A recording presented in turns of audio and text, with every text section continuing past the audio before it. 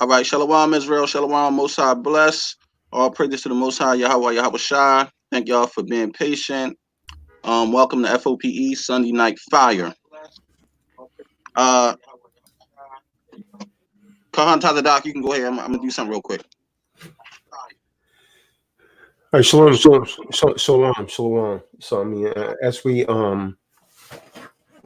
begin to start this, I just want to say that any kind of rebuke that we give is righteous rebuke, and because of that, as you see, a lot of people are starting to like be a little bit disgruntled towards F.O.P.E. and T-Dot. But I mean, our only objective is to tell the truth. We have a responsibility to make sure the truth is going forth. And because of that, a lot of people are actually getting in the emotions, starting to send off personal gestures. But notice, they're not disproving anything that we've been bringing out. Nothing. Absolutely nothing. They won't sit down and debate that 12 tribes chart. They won't sit down and, be honest about this summit has simply been a waste of time for people within our nation. I mean, there's a small faction of people that set themselves up as the leaders, but they don't assume the leadership responsibility when it comes to pointing out these pedophiles and these adulteresses. They want people to be silent on it. They want us to be quiet on it. So we decided to call people out. And on top of that, just about every damn splinter group that came out of One West, not all of them, but almost all of them have these damn heathens within their midst that they're calling Israelites. And you got them violating our women, and a lot of these men, they're marrying their women. That's why they don't want to break it off. And on top of that, a lot of these bigger camps, they're getting tights from these people, so they don't want to let them go. But it's utterly against the scripture.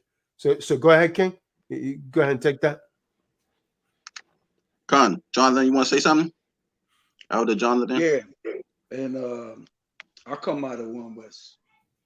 And I could tell y'all who listening, that's an evil, wicked place with some wicked Negroes running it.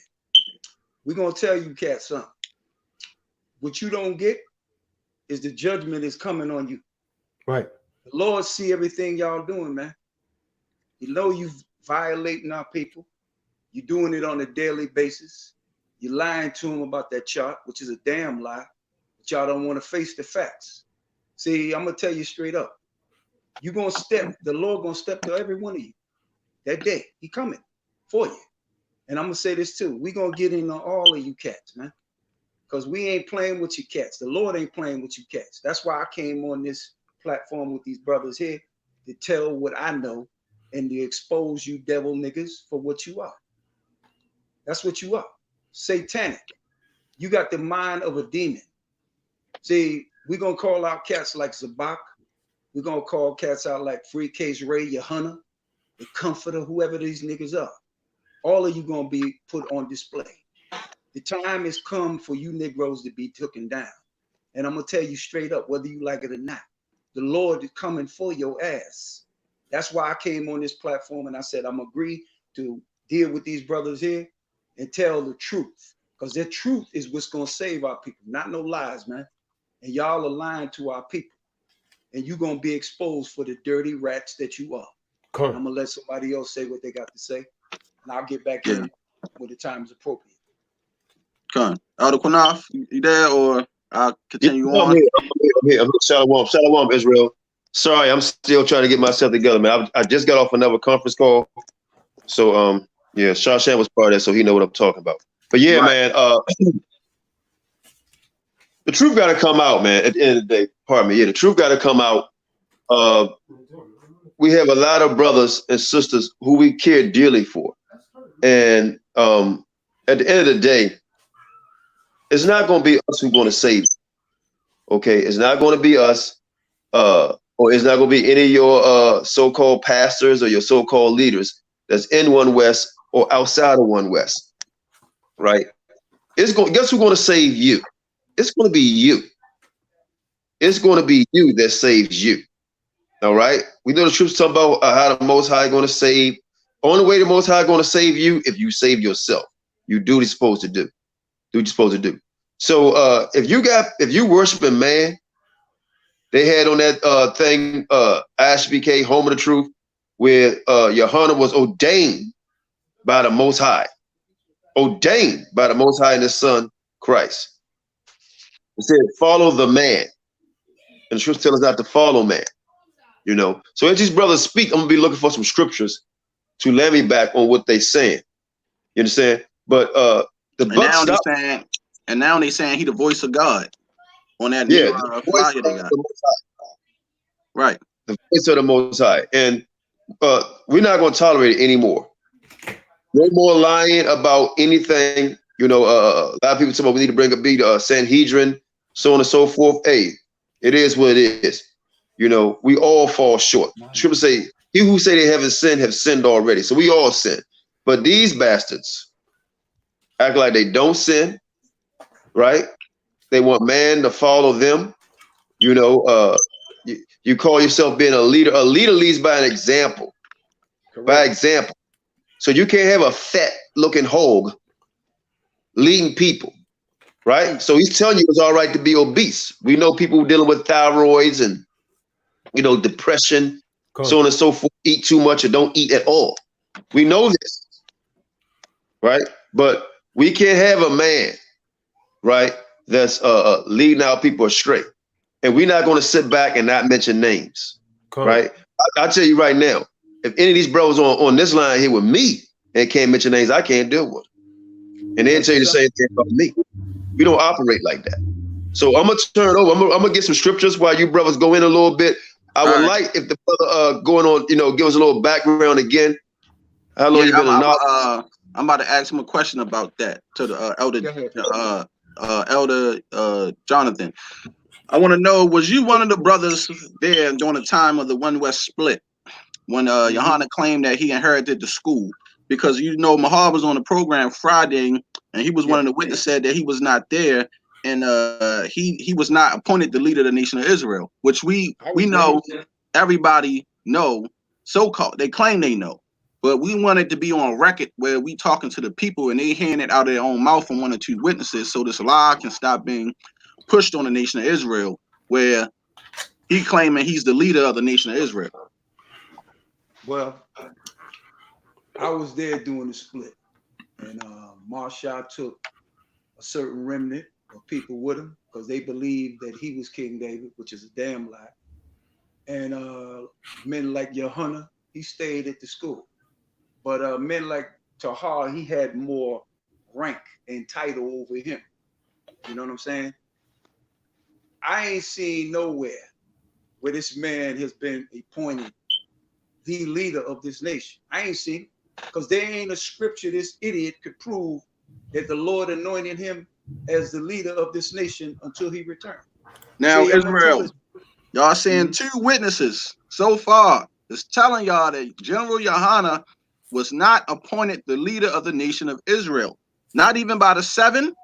The elders of One West or none of them appointed him the leader of the nation of Israel. Go ahead. Can I name the seven? Go ahead. Seven in the school when I was there was Mashayach, Yahawashi, Yaquab, which would be Ariah's father, Lahab, Yeshaya, Shaw, Kazak. Now, could I say something quick? Now, how could I name these are the seven men? Huh? You got the floor. Go ahead. Oh, how could I name these men as not the seven when they were the men, the seven men over the whole school when I was there? I gave the names of all the men that had the higher ranking, the most high ranking power in the school, so-called power in the school. So I know these cats, all of them. And I'm gonna tell you something. I'm gonna tell Johanna something right now. See, you got a big mouth, nigga. You got a big mouth. And see, a lot of you have a big mouth. This whole nation, we got attitudes, we got a big mouth, we like to speak. Some of us speak with a big mouth and they tell lies. I speak with a big mouth and I tell the truth. And I'm gonna tell Johanna something. When the judgment day comes and you standing before the Lord, I want to see if you could say that you was anointed and appointed second in command under the Messiah. Can I say something on this? Now he gonna leave out Michael the Archangel, the Holy Spirit, You before the Holy Spirit, you before Michael the Archangel, you before any of the great men of the Bible like David and Solomon and Moses. He greater than John the Baptist. Before that. And he greater than John the Baptist. He greater than John the Baptist. Nigga, I mean, really? Nigga, you look like George from Seinfeld, nigga. You're fat, you're short, and you're stupid. And you say a lot of dumb, stupid ass things that's going to get your ass in trouble in Judgment Day. See, this is why you better wise up, man, because I'm going to tell you, the Lord going to hold you accountable for exactly what you said. And he going to make you eat your words, boy. And I'm going to say it like this. You could bring your raggedy ass to New York. Come with your boys. Come with your crew. Bring them niggas here. Let's do this. Because this is not no game, bro. People's souls is on the line. Your black ass soul is on the line too, fool. And you notice how before it's too damn late. You notice how Tazadakia just took a fell, and the Most High put him in the feds, punish him, right? Now Yohana trying to rise up as some great person because Tazadakia fell down. You see what I'm saying? I'm guessing he thinking, oh well, one of these Pharisees fell, so he can take and be the top Pharisee in Israel. He gonna creep in. And that's what it looked like he's trying to do, if you ask me. Yeah. That's what I'm saying. But I'm gonna let his ass know your days are numbered, nigga. Your days are numbered. You on a time clock of the Father, bro. He gonna punch your clock soon. All of you gonna get your clock punched soon. Because the game y'all running, man, the Father got you down packed, bro. He know what you doing, man, and he gonna get you. He gonna get you. Ain't no man gonna escape the punishments of the Father if he doing wrong or a woman.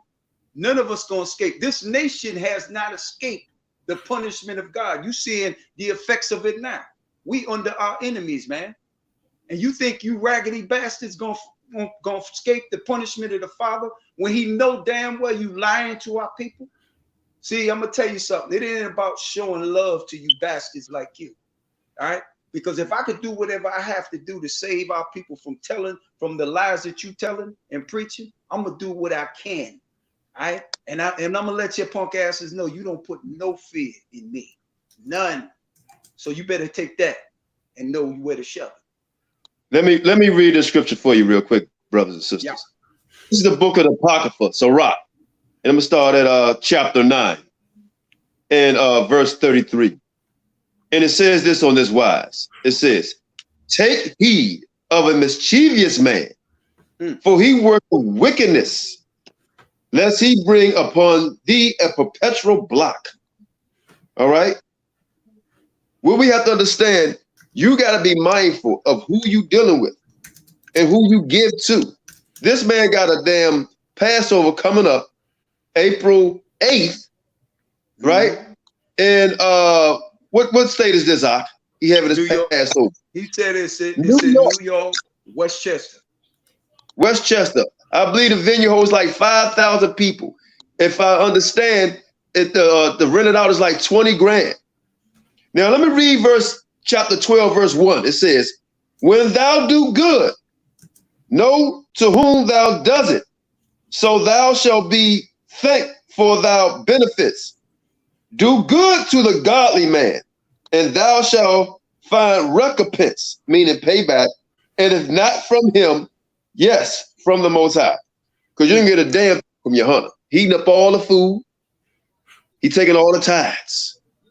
Right? So when you paying money for a $20,000 venue or more, understand who you giving to. You're giving to the slot. Yep. That's who you giving to. And these scriptures going to bring it out as we go in tonight. You understand? Tazadak, if you want to come in, my brother. T-Doc, if you want to come in, you're welcome to say so. Let me read a couple more scriptures here. And please, and please look at look at our share screen, and you will see what they got promoting Yohana as being the voice of the Most High. Down on the share screen. This is on that Passover flyer, if y'all can see it. This right here, verse 4. Please have chapter 12, verse 4. Hold on one second, Qanath. To the moderators, can y'all please block Torah Knights Temple, Judah of Nazareth? I'm tired of this guy. He's married to a heathen Asian woman. Keep coming on our channel making videos about us. And you're a goddamn weirdo. I'm telling you right now. Stay off our page. We don't care about nothing about what you calling people Canaanites. We ain't no Canaanites. Please block that dude. Torah Night Temple Judah the Nazareth. He's a weirdo. Get him out of here. To all the moderators. Thank you. Go ahead. Chapter 12. This is a book of Ecclesiastes and Apocrypha. What? Chapter 12, verse 1 reads on his wise. Give to the godly man and help not the sinner. Now these men are speaking grievous words. That's right. To John the Baptist, who the Most High looked at as a great man. And you got this fat Negro on ISUPK talking about, yeah, that nigga, he dead. He was not in the truth. Mahal, you want So you trying to tell me an invite on Facebook that all these guys above John the Baptist? Johanna is above John the Baptist. It says, give to the godly man and help not a sinner, right? So if y'all helping out General your honey, that's your honey. That's your damn honey. That's right. Right? Verse 5, do well unto him that is lowly, but give not to the ungodly. Hold back thy bread and give it not unto him, lest he overmaster thee thereby. For else thou shalt receive twice as much evil for all the good thou have done unto him. So all the good bread and tithe y'all giving to Johanna, the Most High say he's gonna give evil to you double the times for helping out this grievous and what they call it, niggard at the table. Niggard at the table. When that man walked off that damn elevator, brothers, that man looked like hungry hippo coming up the gate. That man took up 2/3 of the elevator, and he got off the right elevator. It was a freight elevator. Because all them fat boys, they need a damn freight elevator to hold them. Heavy luggage, heavy sins, and heavy weight. Lord. Go ahead. But Proverbs 23:2 says, put a knife to thy throat if thou be given the appetite. Now, obviously, for them men that be that big, that means they lack discipline. You know what I mean? But, you know, like the elder was saying, you know, people, you know, they might have thyroid issues, but that's not the case with this guy, Johanna. Neither is with that damn Methathua. He get on talking about people, and this dude is gluttonous. You're not supposed to have those kind of people leading people anyways. So all of you men that's under that vibration, that says something about you to even follow men like that. You got these overweight men, which is a sin, which is literally a sin. And you got men following you, man. Talking about you second under Ha Mashayach Yahawashi. That's a damn blasphemous statement right there. But the Lord's going to deal with these men. He's going to bring him down just like he did Comfy, man.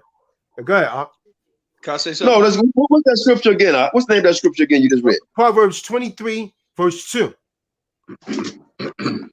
It says, put a Can I read that out? Yeah. Yes. Yeah, it says, and put a knife to thy throat. And when you slaughter an animal, right, and these heathens slaughtering pigs, they put a knife to the throat, right? And I want to let all you brothers know, and I call you my brothers, because y'all don't know no better than ISUPK, right? You are tucked right up under Private Yahunda nutsack. Oh, yeah. Deep. You his do boys. Right up under his nutsack. Deep. Come out for air. Come out for air, Negro.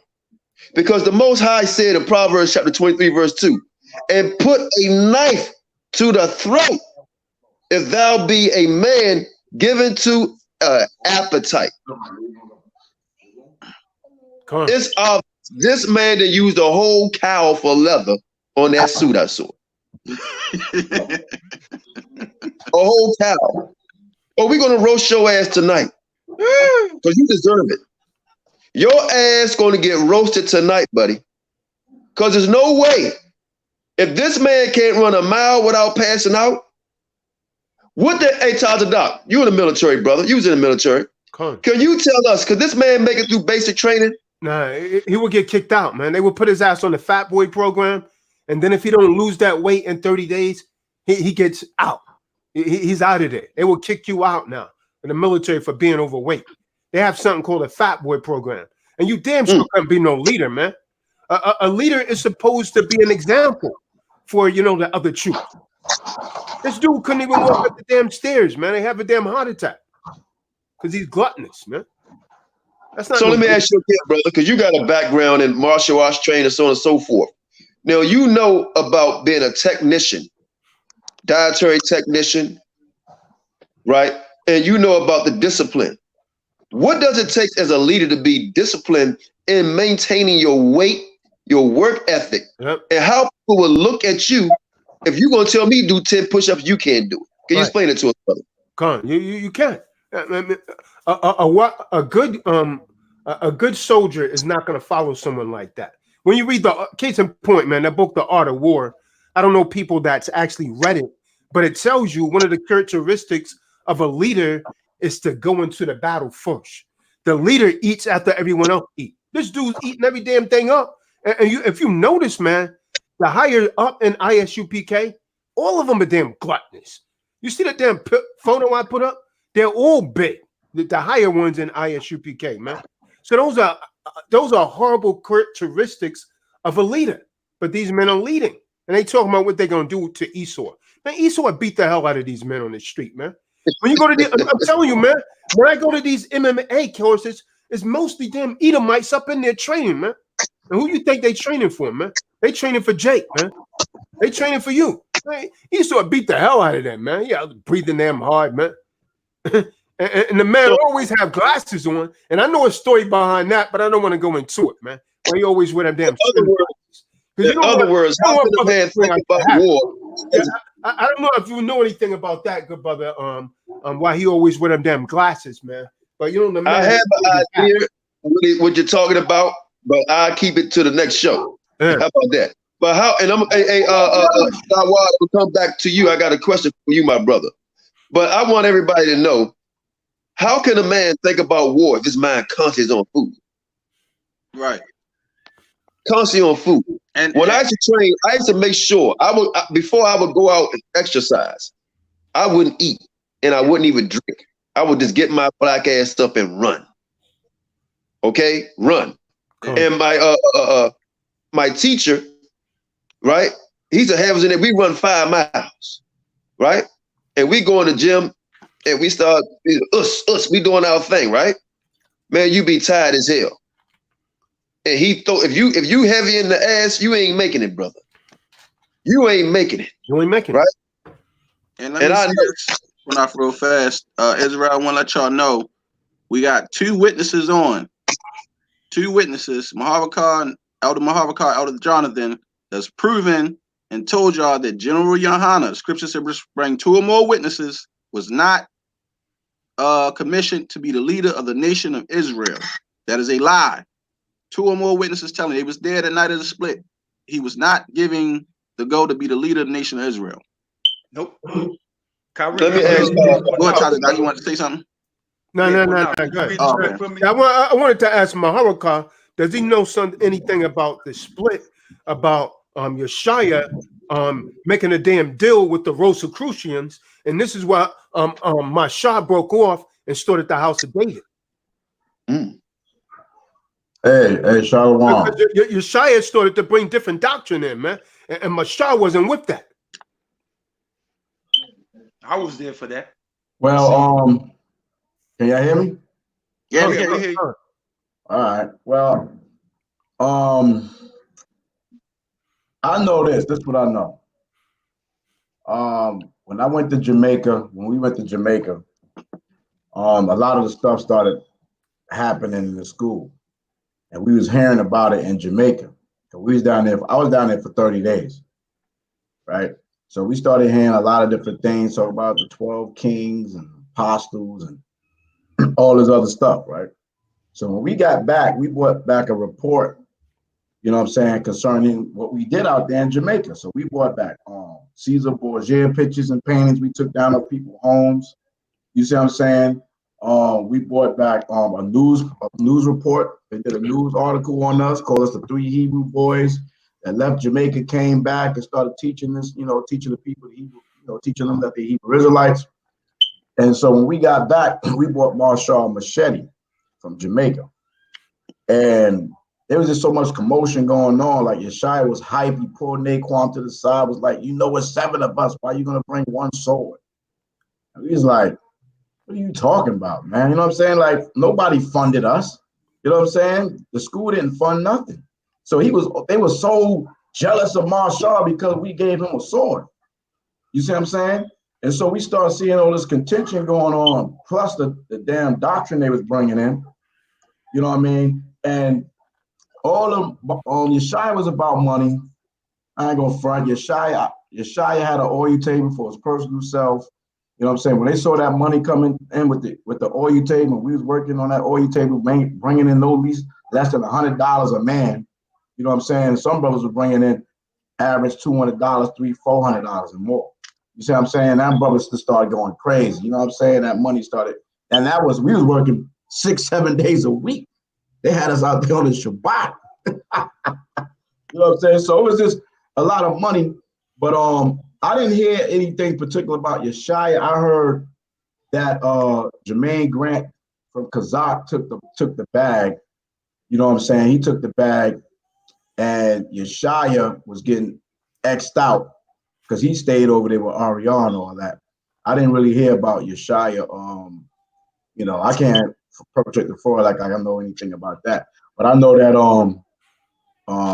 Jermaine Grant, based on what Elder Kazak said, that he took the money. You know what I'm saying? They were trying to perpetrate it, front it like it was money for a record label and all that. But that dude can't rap. You know what I'm saying? You know what I mean? I know him. You know what I'm saying? Like, where you get that money from? You know what I'm saying? You know what I mean? Me used to eat 3 wings and a biscuit, brother, in the Arizona iced tea. We was broke as hell, brother. Freaking on all your tables. So how the hell you riding around in Lamborghinis now? You see what I'm saying? You ain't had no inheritance from your family. You live right in the hood over there, off of Morningside. You see what I'm saying? So how you get that bread? You know what I mean? Obviously, you sold out to Rosary Cruises. They came up there and tried to sell Marshall. They tried to come to Marshall about it, but he rejected them back in the day. You see what I'm saying? So I'm not. 90s, right? You know what I'm saying? They could have came to Yeshaya. You know what I'm saying? But based off him still being in the school all the way up with Tazadaki and all that, you know what I'm saying? I can't confirm that. You know what I'm saying? I know Essential Command, Lahab, and all them brothers, they was on that money shit. You know what I'm saying? Flossing and all type of stuff like that. You see what I'm saying? But Jermaine took the money. He took the bag. You know what I'm saying? That's why he was able to go to the heights that he went at. You see what I'm saying? So right. About Yeshaya was always, I like Yeshaya because he was funny. Yeshaya was funny. Friday night class was a comedy show. It was a comedy show. I'm going to say this. He remind me of the feeble one, the Hebrew one. He going to make you laugh. And he going to make you laugh your money out your pocket, too, because you got to get that $500 tithes up every Friday night in his class. Mahar, can I say something? Yeah. Yo, you remember when them niggas tried to get the priest for them niggas would lock the door downstairs. Remember that? Yeah, they would lock the door. They would have the brothers. You hear that? Can I say something? You hear what I'm saying? You see how them niggas kept us hostage. He's a witness just like me, how these men were treating our people up in there, man. Robbing them blind. Go ahead, Mahar. Yeah, you know what I'm saying? They most of it really happened on Friday night with Yeshaya. You see what I'm saying? Especially him, because he had to get his bread. You know what I'm saying? He'd end up making you feel guilty and make jokes on you. If you was in the front of the class, you was finished. You know what I'm saying? And and most brothers will give, but you know what I'm saying? And we worked for the school and we still gave. We shouldn't. Then they had outlawed that the oil men gave any tithes and offering because we was working for the school. But why we got to come up and give tithes every time we come to class? You see what I'm saying? So I mean, listen, and anything, this is BS, man. You see what I'm saying? I was there sincere to do the work. I wasn't hunting for no rank. None of that shit like that. You know what I'm saying? I was just there in the fear of the Most High. I wouldn't rob the table. You had brothers robbing the oil tables. They was like, yo, man, they jerking us, man. You know what I'm saying? I made 200, but I'm only going to report 100 and get my third off of that. You see what I'm saying? My goofy ass, I'm sitting up there like, nah, you going off, brother. You robbing, you stealing. Which is the script. You see what I'm saying? I agree to work for whatever money it was, you know what I'm saying? But, you know what I mean? Brothers had their ways, man, and Yeshaya, he was a proud dude. He was arrogant, proud dude. He barely salutes certain brothers, man. You know what I'm saying? And, you know, it is what it is. You had different brothers, had different vibrations, different spirits, man. You see what I'm saying? So I'm talking 96, because I was about to join that school in 96, man. And I used to go and build with RER at 1 West before it burned down. It was right over the Al Sharpton building. So you remember Yahawashi? That's where IUIC? Yeah, I know. Yeah, Yahawashi. Yahawashi, Ramallah, and a couple more brothers who's all working together at Mount Sinai. And so Yahawashi was like, man, don't go to that school, man. They going off. They going off. Don't go to school. Just stay here and build with us. So we all started studying at work.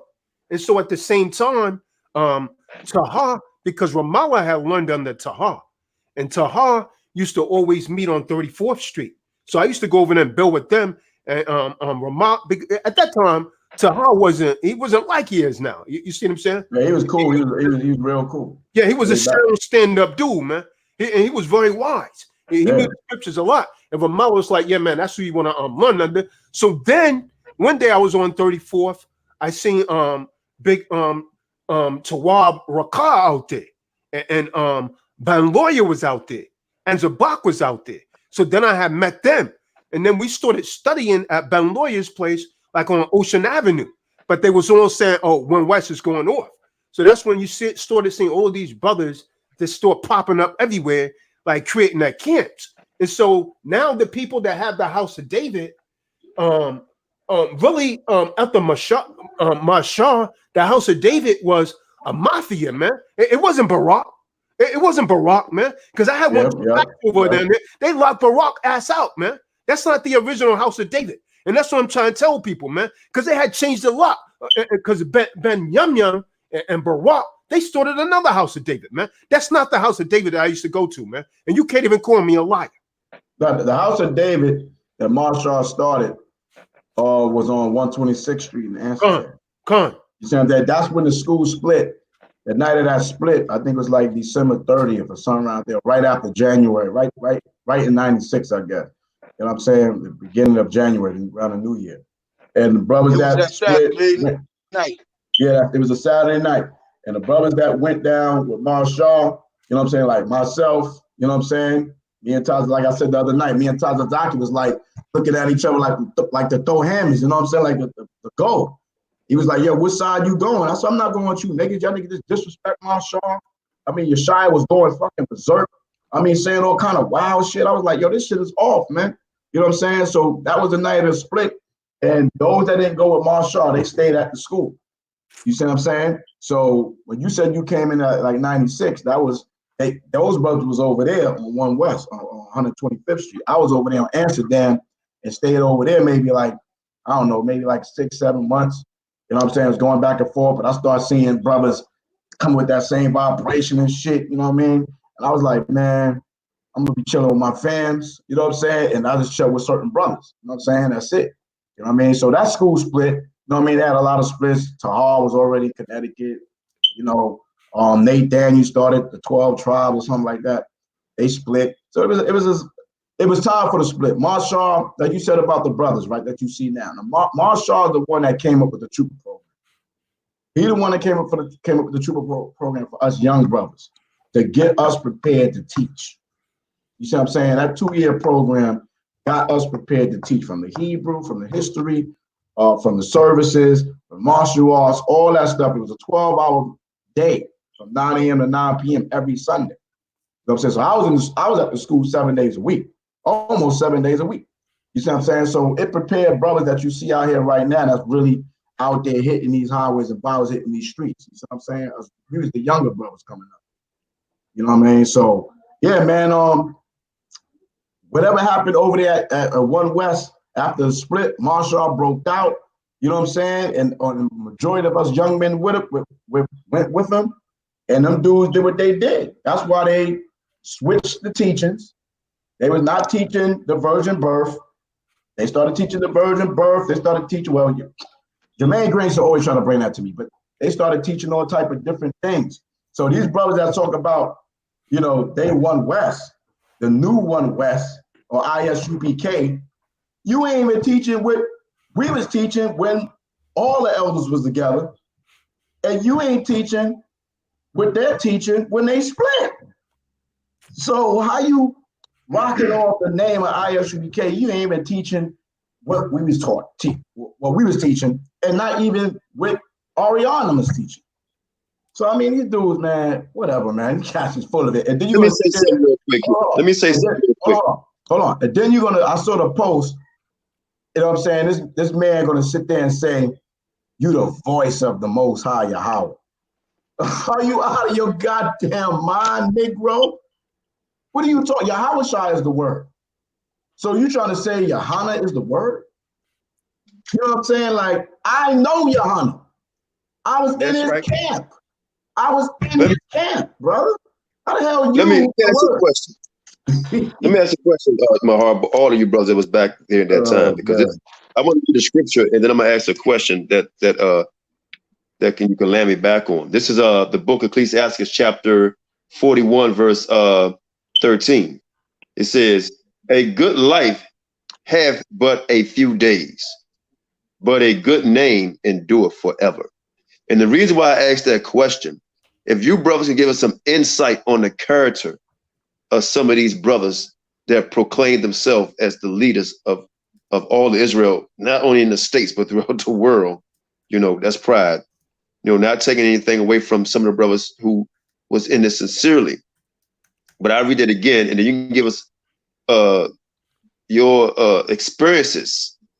And I want to start with my brother Dawid, because I want him to tell a story about Ariah. So I'm gonna read the scripture real quick.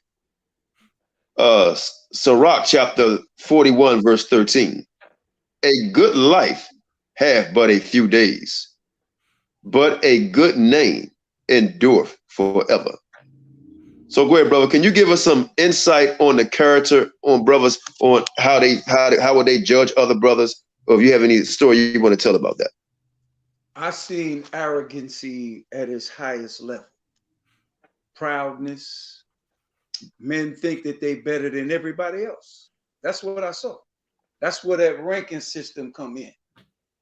You know what I'm saying? Brothers and these cats talking about, yo, I'm a general, I'm a captain. Captain of what? General of what?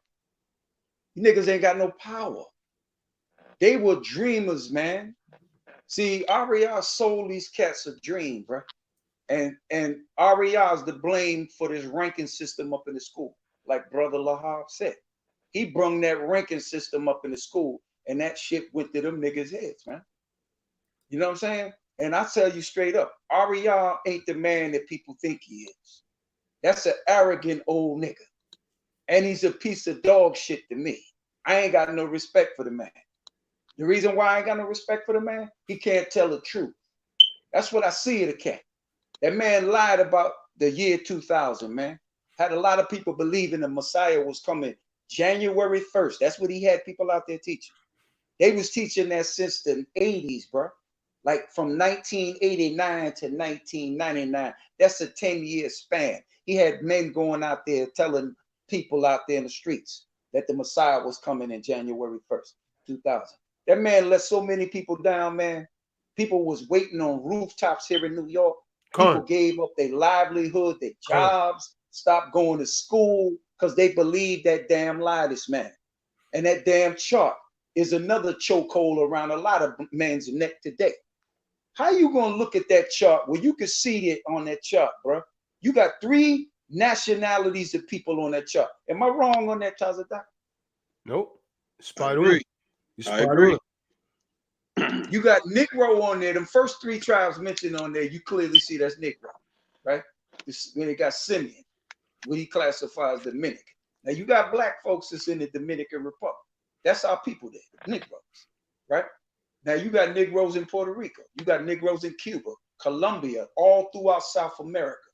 But where are them other countries at, man? You got Negroes in Japan. You got Negroes in China. We all over. We scattered throughout the 4 corners of the earth. that man would have had to have 4 or 5 signs to fit all our people on them, or where our people are scattered. And could anybody got the script? Could you read the book of Jeremiah 9:3 to verse 5, please? Somebody, if it's all right. Go on. What was that, Jim? Jeremiah 9:3 to 5. Yeah, I don't have my sword on me. Yeah, I'll get it. Jeremiah 9 verse 3. Yeah, to 5.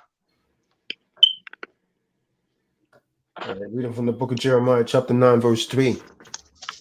And they bend their tongues like their bow for lies, but they are not valiant for the truth upon the earth.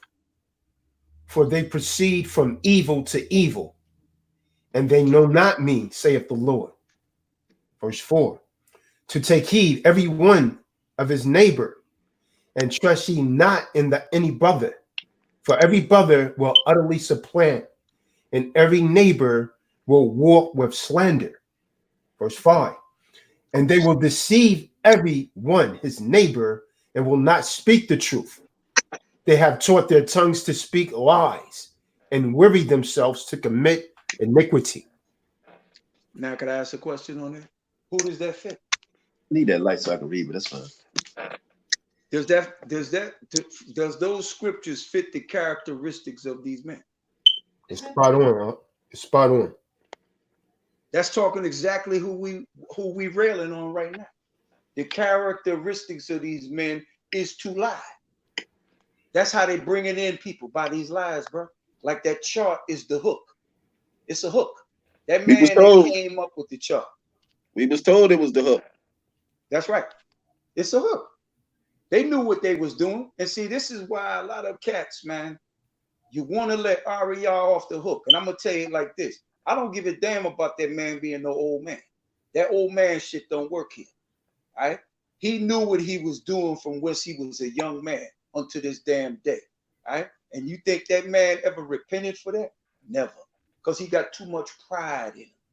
Everybody on this chat, man, we all filthy rags. I know y'all ain't going to disagree because you know I'm telling the truth. But see, with these cats here, these men think they above repentance, right? They think the Lord is going to wash away all their sins like, y'all good. Y'all the 12, y'all the 7, y'all good. They got to worry, not y'all. No, nigga, we all got to worry because we all got dirt in our closet. You feel me? And brother, you know what you're saying is so profound, because a lot of times I remember going out in the street where we teach about, we say Isaiah 51, cry aloud, spare not, lift thy voice like a trumpet. Trumpet say, show my people. And the Most High always speaks about how he's going to start with the house of Israel first. And he says, woe unto you, pastors, to lead his children astray. And we always talk about, that's talking about the pastors that's outside Israel. No, that's talking about us. When it says, ye are the father, ye are your father, the devil, that's talking about us, right? A lot of times in the scriptures, you can look at it both ways. Say, ye are the synagogues of Satan. We are the synagogues of Satan. When it talks about Pharisees and Sadducees, that's who we are, right? We are them people, right? We want to look outside of Israel once we come into this knowledge, but we are them people that the Most High is talking about. We are them people. I understand a ranking system, so I'm not going to go too hard against the ranking system. I understand a ranking system to get brothers disciplined and in order, but they have to be led by men, right, through the power of the Most High, by Ha Mashayach Yahawashi, and who are honest men, sincerely honest men, right, and who can take correction, right? And this is the issue. If you look at any camp, now let me go on here just a little bit, because I don't hide no names. When we look at the dude, and I say dude because I had a lot of respect for him, but once he lied and said that he started that summit, and I'm so glad my brother Tazadok is on this line right here, because he says some part of my language is real. Qanath got to see it. Bullshit, right? About my brother Tazadok, and said he actually started the summit, and the brother Maharakar is on this line right now, right? And they can tell you who started the summit, but he said a thing about Tazadok, and since we on him, let Tazadok clear his name up, because he said Tazadok was selling stuff to make money. So I'm let this brother get the opportunity to clear his name up, right? Because I know how it all went down, But I'll let him explain it. Go ahead, Yeah. I mean, so what? And that's another damn lie. So what happened is the first summit was actually done in D.C. with F.O.P.E. And then the next one at that time, I was actually in North Carolina. So I was with Yahweh's camp. So we held the second summit. And so just like you, we had to get the damn money for the buildings, the food, everything else. And that came out of our pockets. So you know they was manipulating the whole damn summit. So you had to get approval. And one of the other things I don't like is on one of those calls, let me say this. They didn't want Maharakat at one of the summits. They was trying to bash the brothers. So I was on, I don't even know if Maharakat knew about it. I was on the line trying to fight for Maharakat to attend the summit. So I don't think Maharakat, that brother's trouble and so on and so forth. But nevertheless, they so-called gave me permission to try and sell t-shirts to get the money back. Because I put a lot of money up for that damn summit out of my pocket. And I only sold about 3 t-shirts. So the dude is lying again, man. So I didn't get, and so after that, I was upset because Yakanan was like, oh, you'll get it back. You'll get it back. And so when I took a word to my dead father, you could ask Big Shael Benoit. Me and Shael was talking about what a loss that we took for fronting that money up. And then Yakanan was saying, don't worry about the Most High to get it back to you. But I was like, yo, man, I'm not participating in this anymore, man. And then we try and bring out ideas about getting real estate and things of that nature. They didn't want to hear it. They didn't want to hear it. But the bottom line, I wasn't using that to profit or for money. I was trying to get some of the money back that we spent for them to come down there. And so that's the true story behind it, man.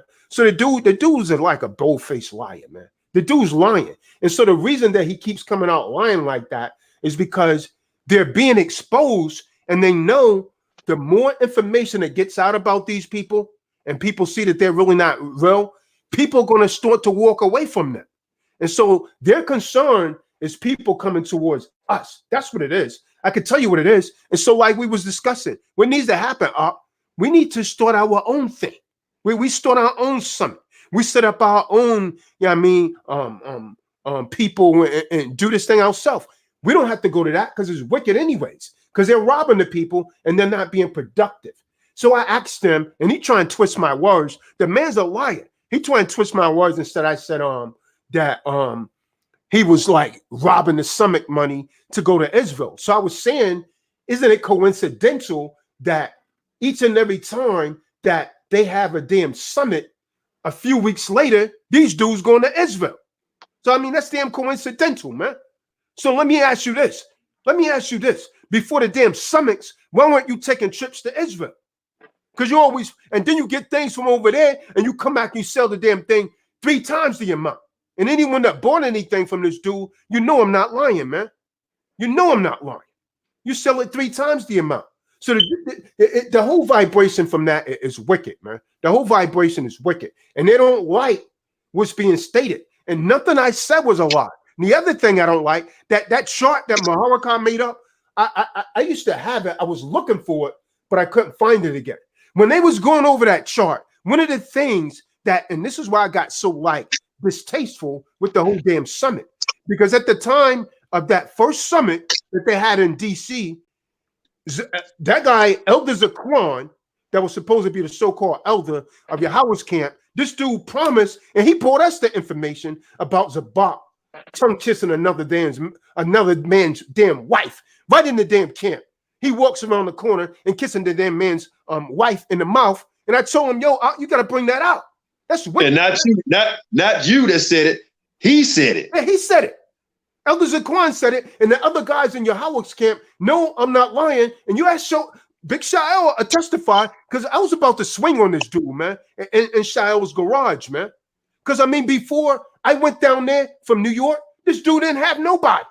So they're going to try and point him to elder. I was like, yo, no one was even listening to you before I came down here and we put this thing together. And then they merged. Then we created Yahweh's camp. And so this dude trying to come in and give orders and cause a lot of discord. That's why I ended up leaving it, man.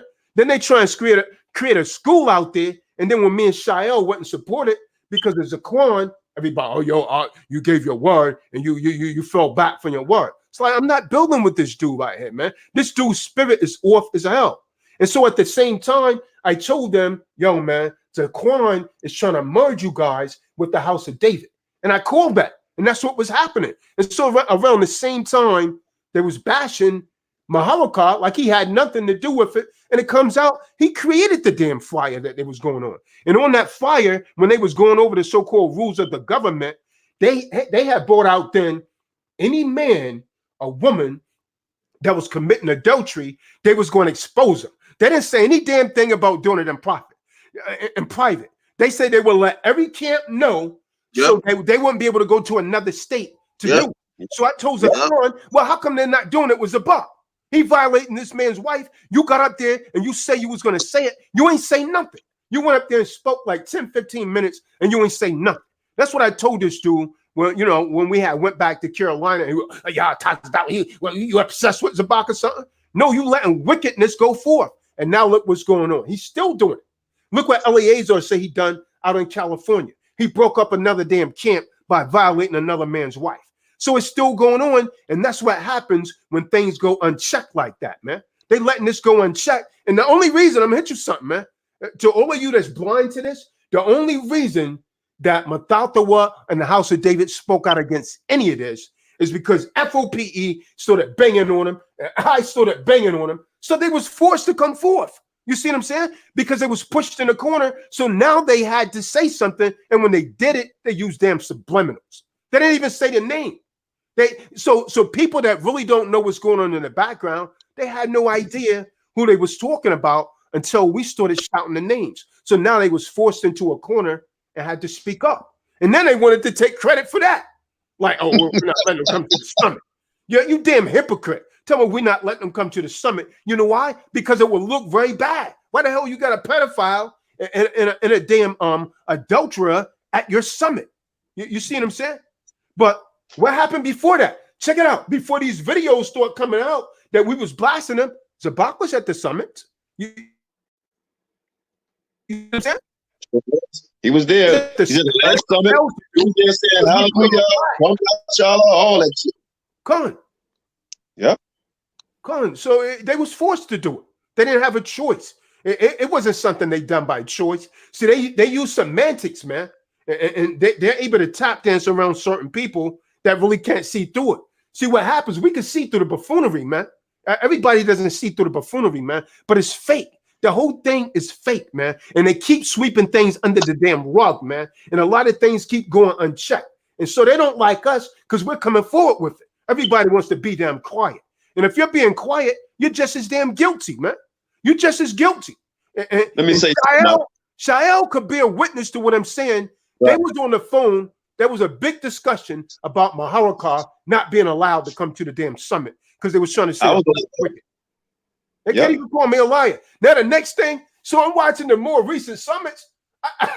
I seen Maharakar there performing. I'm like, what the hell's going on? They was bashing the brother. You see what I'm saying? Now they letting them. You see how they switch up? They was bashing the brother, and the brother had put together all of this stuff. I'm like, damn, this man designing all the damn stuff. Like, and if they will be honest, the damn T-shirts I designed, it wasn't for me. The T-shirts was for the summit. It said the second Israelite summit. It had a damn shofar on it. It had nothing to do with me. You see what I'm saying? I was just trying to get some money back, which I didn't. I took a damn loss, man, for a few $100s for feeding them, buying the food, and getting that damn expensive building. So let me say something real quick. Go ahead. I want everybody to know on this wise is that this is what we need in Israel, right? Because every brother on this line, if we go off, we're gonna check each other. Tazadak came to me, hey, Qanath, man, I would have said something a little different when the sister on the line. Right? Came to me, right? He said something, I said, nah, it didn't go down like that. You know what I'm saying? Well, we'll say, so me and my heart, I can't even, hey, it is what it is. We didn't win. You know what I'm saying? So we go at each other like that. Here's the thing, to let you back in, Brother Dawid. I want to say this real quick, dealing with the summit and to jump in, keep it on the same topic, because I want everybody to know ISUPK, and it's not camp bashing, but it's something going on, man. IUIC, right? GOCC, your ass is next. Your ass is next. And the reason why I say it like that is because the scripture says we're supposed to be a watchman, right? A watchman, not a complainer, a doer of the word. So we're supposed to watch out for the people, man. That's all we do. We watching out and warning you of the snakes that's in the woods, right? We warn you when you walk through the sand and all of it looks smooth and you got a sand snake right there ready to bite you. Right there ready to bite you. Let me say this and I'm going to let the other brother join in real quick. This dealing with the summit thing and moving up. Hold on, let me say one thing, Qanath, before you go on. Can we please get the likes up? I know a lot of y'all don't like us, but goddamn, we got 151 people watching and 48 likes. Like, come on, man. That's a fucking crazy ratio. That's ridiculous. Get them likes up. It takes a finger to do that. And that's what I hate. Right. It takes a finger to do that, man. Right. And the reason why we want the likes up, guys, is because this helps spread the word out. Yeah, right. It attracts more people to the channel. It invites more people to the channel. We ain't getting no money off of this. I'm telling you right now. It's to bring more people and to wake the people up, man. That's what it's about. You know what I'm saying? But to go back on that, hold on. To go back on that something real quick. And then we're gonna let Mahal go next because he ain't gonna be on the show too long. Okay. To go back in that summit real quick. I appreciate seeing the brothers just have a good time rapping and dancing and eating and all that. That's fun. But that's not what the summit was designed for, right? And now brothers speaking on lies, and it's an old the summit or the Ha Mashayach Yahawashi, right? This government. Isaiah talks about Christ in the new government. That's first. He's gonna set up a new government. Now we still in captivity. How the hell we gonna have a government? You understand? Second, this is no different from a One West thing with this Ha Mashayach Yahawashi, right? And a lot of our camps we had today, right? I had to look at F.O.P. and say, you know, we got to do something a little different. So Doc is right, man. We already started it, gathering brothers together all over the nation and sisters together all over the nation. We open next week. We're gonna get a venue where we're gonna have a gathering, the Passover, right? And all is invited. You understand? And we're gonna build Negro only. You got to say that, man. Oh yeah, Negro. Negro only, man. Right. Negroid stock. Right? Straight up. And what I mean by that is Negro, Indian, right? You might have a little kinky hair, a little straight hair, but you have to be from Negroid stock, point blank, period. Right? You can be like Ezra, show your pedigree. Show your pedigree, you know, and you might have a red bone coming in. That's fine. As long as you be Negro. That's it. So we just making that move, man. And with this brother Mathathawa, man, I'm gonna tell you, King. I thought you was an honest dude. You told me you was gonna call Doc, and you didn't. You started calling the man faggot, this and the third. You know, General Hogbelly. You know, this guy talking about he's second under third of the son under Christ. He's speaking the word of God. God words come out his mouth. All these brothers, man, that's doing this is straight wickedness. And it's high time for y'all to come home to the Most High. Go ahead, brother. Go ahead. Let him go ahead. Let Mahal go because they're about to go. Go ahead, Mahal. Go ahead, Mahal. Okay, go ahead. You on mute. Go ahead. Yeah, man. So yeah, so my screen acting up. So I just want to you know, the brother invited me on here. You know what I'm saying? I could address whatever questions concerning my testimony about my experience in One West. You know what I'm saying? In the old school. And I'm not going to sit there and say my experience was all bad and negative, and I'm not going to say that. You know what I'm saying? It's bad and good in every camp, congregation, assembly, church, your crib, your city, your state, wherever. Point blank, period.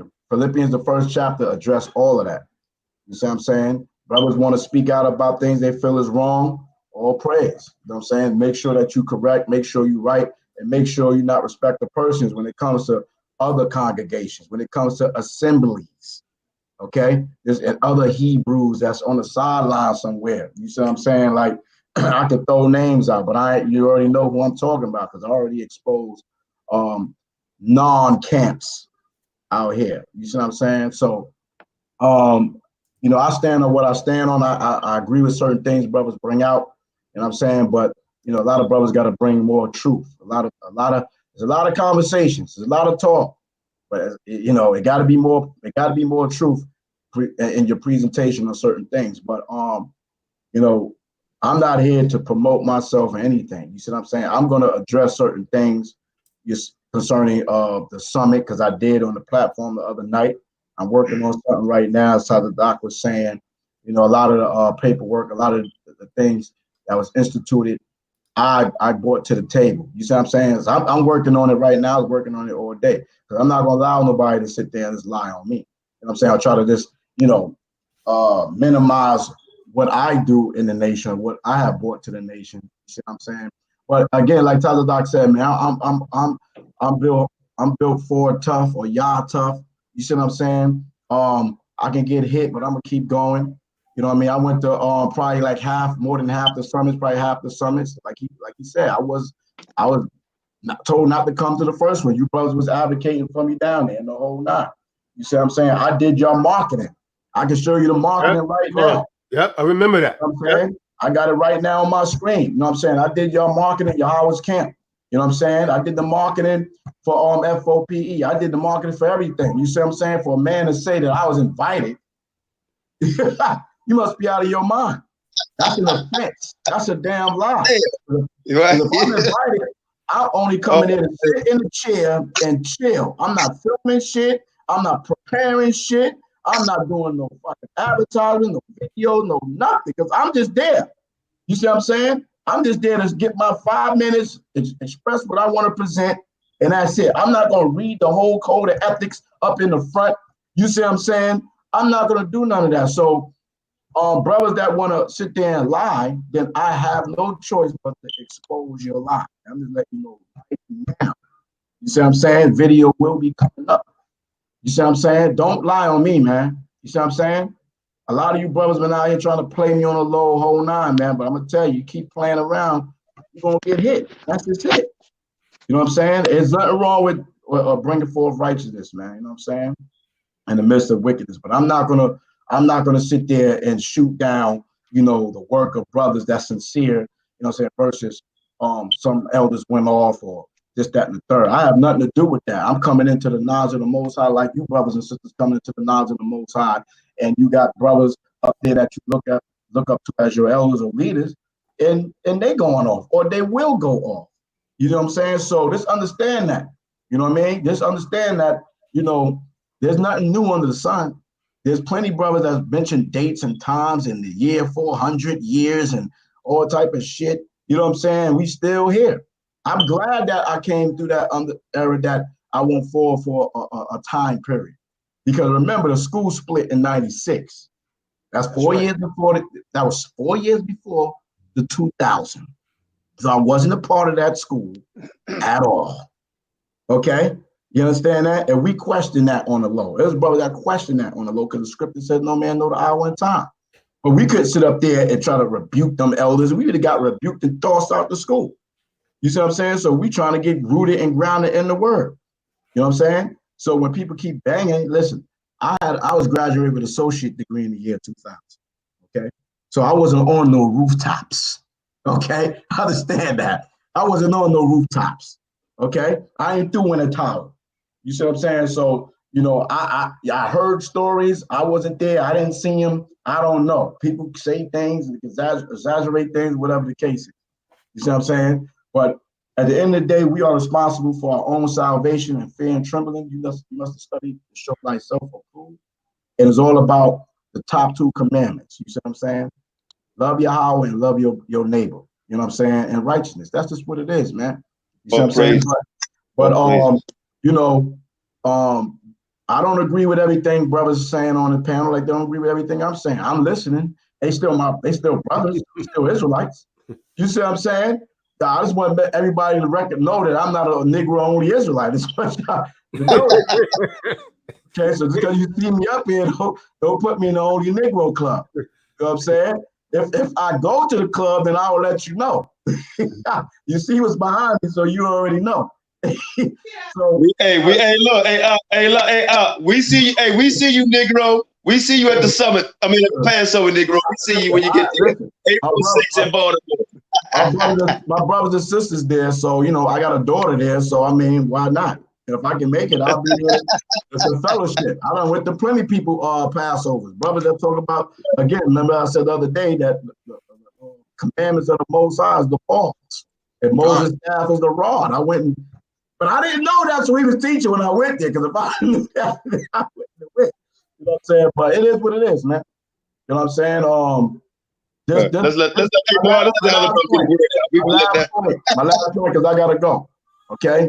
Remember, okay, you can bang on one West, but don't forget the rest. That's all I'm gonna say. You can bang on one West, but don't forget the rest. Because there's a whole bunch of Hebrews out here that got a whole bunch of followers and saying certain things like the true remnant. I don't see no difference between saying. Name some of them then, because I want to know who you talk about. Maybe I need to go look some of these people up. The Hebrew one said they're the true remnant, brother. I don't know about that. If you ain't part of that, you ain't part of the true remnant. What Okay, scripture says that your crew over there, your little clique over there is the true remnant? What are you talking about? So when you try to bang, you better make sure, brother, you crystal clean. If you saying the same damn thing, this is the home of the truth. And if you ain't in this school, then you ain't got the truth. So if I'm not a part of your true remnant, then my ass is done. I'm in the lake of fire according to law. Right. You understand that? You see what I'm saying? There's a whole lot of damn doctrines out here with these fucking mega so-called Hebrew Israelites out here, the Watchmen, the Bora. I went at them niggas past the down with all the heathen elders and all type of shit going on over there. You know what I'm saying? Pastor Tony Smith. There's a whole bunch of people out here on some bullshit, and they're not no camps. So I hope brothers is on it, and it's not trying to shoot down, the elders that already showed that they ass went off. We know they went off. Let me answer that, brother. Let me answer that. I will answer that on this wise. Every organization, like we always say, and this should just knock it in the bucket. We always say nobody has all the truth. So that's what any and everybody, every Israelite camp, every person don't even recognize himself being an Israelite. But what we are doing for the brother who say we are the true remnant, talking about the Hebrew one, my brother who I got love for, right? One thing we do know, he's not saying he's third under the sun. He's not predicting when the earth is going to end, right? He's not saying if you're not with us, you're not in the truth, right? We're not saying he's not, and other brothers not saying that the watchmen of the board, right? They not saying that basically a lot of people are saying anybody to say I'm an Israelite and my fault was this, we just take damn Hebrew Israelite. Hold on, brother. I'll let you speak. Let me I'll let you go. So what I'm saying is I would let brother get in because he been waiting like 35 minutes to speak. But I would say even from Baptist, Methodist, Catholic, you name it, every religious group has a thorn in his side. Because scriptures say, he who say they haven't sinned have sinned already, right? But we starting where we choose to start from. So we're going to start with one West, and we're going to start with so on and so forth, right? Because that's how we going to do it. Hold on. That's how we going to do it, because we look at Johanna, your hog belly. We look at that nigga, the main Grant, who you said was, part of my language, fucking a 14-year-old. Her main Grant. That's what they call Who's locked up in jail, who's about to do 18 months. We're going to talk about his black ass, right? And we're going to talk about Johanna black ass. We're going to get on Nate, right? We're going to get on him. We're going to get on Barak, House of David, right? Who's been lying, right? We're going to get on Sabak, who's been screwing men wives, who me and Shawshan was my witness, who had a married woman in the car. We're going to get on that pedophile. That's what HOI. So we're going to start there before we start going any place else. Them other people we're going to get on. We may get on me. We may get on your black ass. But we're going to get on everybody under the sun who's not falling by Ha Mashayach Yahawashi. That's just point blank. But I'm going to let this other brother get a word in real quick, Mark, because he's been waiting like 40 minutes. It sounds good. It sounds good. Go ahead, really go ahead. Go ahead. What I seen in One West is men want to control your mind. They want to make you a mental slave. Like, you know what I'm saying? And I seen men's thirst for power up in there. I ain't saying Ma like that, and I ain't saying I'm like that. Me and Ma, we went through, you know, our personal shit. You know, I seen Ma where I give him a salute, we hug, you know, do a little thing like that, you know. But I wasn't close with the brother. I ain't got no beef with him, right? But what I seen up in there is men wanting to please other men, and I know Ma saw it too. I mean, the men going around claiming that they men from the past. I heard cats say certain cats up in there is King Saul and Moses and all these other titles these men taking on, man. I mean, I asked the question here, what is the problem with you just being a fellow servant of our Messiah? Why you niggas want to rule over everybody? And I'm gonna say this too. There was brothers in there that had the spirit of brotherhood, and there was niggas in there that was niggas. And most of them up in there was niggas. Okay? That spirit that they had in there, man, was not to uplift, but to bring down. Okay? And that's what I seen up in there, man. And see, AREA, might not feel the same way. Listen, that man got a lot of shit on his plate that the Lord gonna make that nigga eat in the day of judgment, man. Because that man done ruined people's life, bro. Ruined people's lives. And that man ain't never been a man that ever fessed up to anything. So I don't have no love for his ass or no respect. Because to me, he ain't earned no damn respect from me. All right? And I'm going to cut it short. Whoever want to get in and say what they got to say next. So you look at GMS, that nigga talking about rape, right? You can rape, you can buy prostitutes. We're going to get them while they young. So we started at One West. I ain't heard no pastor say this shit, but go ahead, Talk to Doc. Go ahead, brother. I was just going to say this, that 12 tribe chart that AREA came up with, he didn't even create it, man. He got that out of a book called British what is it called? Israel and Britain. British Israelism. That's where he got the 12 tribe from. A lot of people that was at the damn school don't even know that, man. And so like the Ak is saying, he done a lot of damn stuff that was off. Then he got it and he tried it, and you can see he was guessing at the stuff when he bought it out, and then he stuck with it. And if the book is really hard to get. I believe it's out print, but it's called it was written in 1890. It's called Israel and Britain, British Israel. Look it up, man. That's why he got the damn 12 tribes. He talking about that came from the Most High. He got it out of that damn book, man. Like the Ox said, they were wicked men, man. They were wicked men. And that's what he told us in the school. They told us in the school the Lord gave him a vision. And he ran the Bivens with that shit. Right. Well, if you look at that book on British Israelism, man, he got it out of that. Yeah, that's what he told him. You're exactly right. He told people that he had a vision, and the Most High showed it to him in a vision. Now, am I telling a lie when I said that? No, you just spot on. Thank you. You spot on. And I'm gonna hit you with something. And to the good brother Maharka, the reason that we're coming off on One West, like all these other people, they might be doing that. But here's the problem.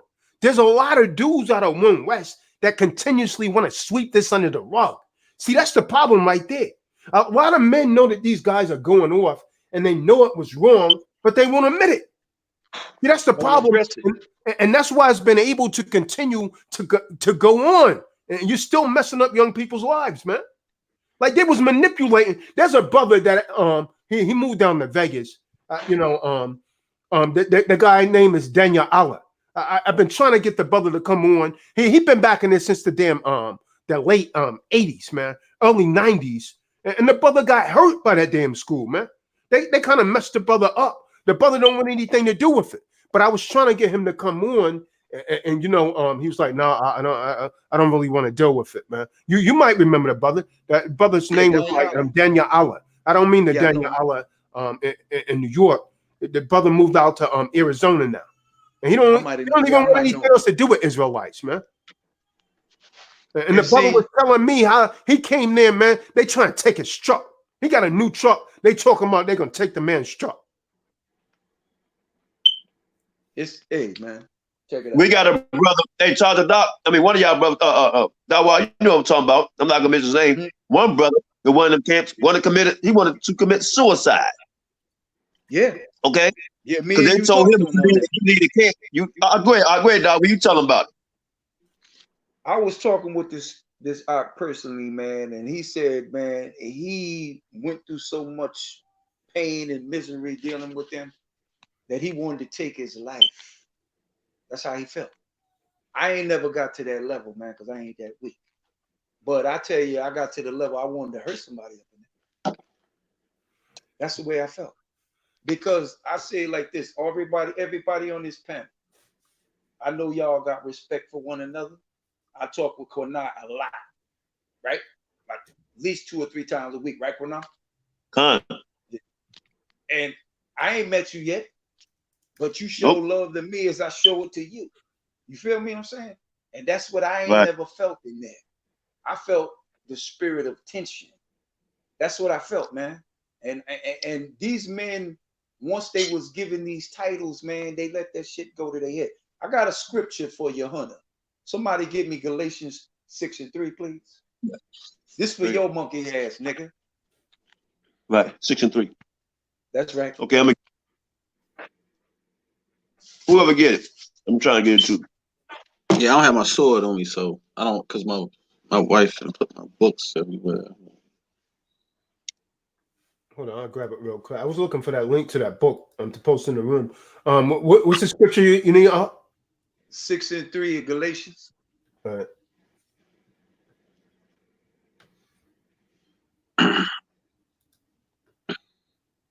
I read from the book of Galatians, chapter 6, verse 3. For if a man think himself to be something when he is nothing, he deceiveth himself. That fit you, your hunter. That fit you, Tazadaki. Not you. You know who I'm talking about. Yeah, come. We know who we talking about. AREA. All you niggas is nobodies. Because you do not have the power of the Most High. You are not the voice piece, the mouthpiece of God. All of you say the same shit. You all a bunch of damn hypocrites. You a bunch of liars. And we challenge all of y'all asses to come on this platform right now. If you're honey, you're listening, bring your fat ass on this platform. Say what you got to say. I want your ass to prove to me that you the mouthpiece of God. First thing you need to do, niggas, get some platform shoes, because to me, you ain't nothing but a short midget. I hate to see men like this run their big ass mouth, ain't never did a damn thing for this nation. I don't profess to be a prophet, but me and Qanath was talking to an oct today that I know. And I'm gonna say it right on this platform right now. Qanath, you there? He there? Oh, he yeah, right here. I hear you. I was on mute. I hear you. Now, me and you was talking today, right before this thing dropped off. Now, I was talking to you about, I told you that the Lord told me a vision of something major that was going to happen, that was going to affect a lot of people in this world, like in the rap community, right? Right. Now, didn't I tell you through the spirit of the Ruach that I predicted Biggie Small's death 6 months before it happened? Yep. And then the brother come on the phone today and tell you, bro, that I said that to him. You told me a while back, and you said, Qanath, I don't profess to be a prophet, but right. I told the brother it's going to happen. And I said, oh, yeah. He said, but I know the scripture said we got to have a witness. So the day the brother got the witness on the phone, and the brother told me. That's right. The Lord, the Ruach, made me see the death of Biggie Small before it happened. 6 months, because when Tupac got killed on that Saturday night, I told him, I said, that boy Biggie next to go, bro. All right. So the spirit of the Ruach was talking through me. So what I want to say to these niggas here, all y'all profess to be some prophets. Can you niggas produce one prophecy you ever said, nigga? You're hunting with your fat ass. Prove me that you have prophesied anything. Or Tahar, or Ariel, or little freakish Ray, Nathaniel. All of you cats, you profess that you the prophets of God, and you ain't never said nothing that ever came to pass. Not one. Prove to me that. I don't make no stories up, man. I told Qanath that story, and I said, listen, I'm gonna bring the brother on. And he knows I told him that.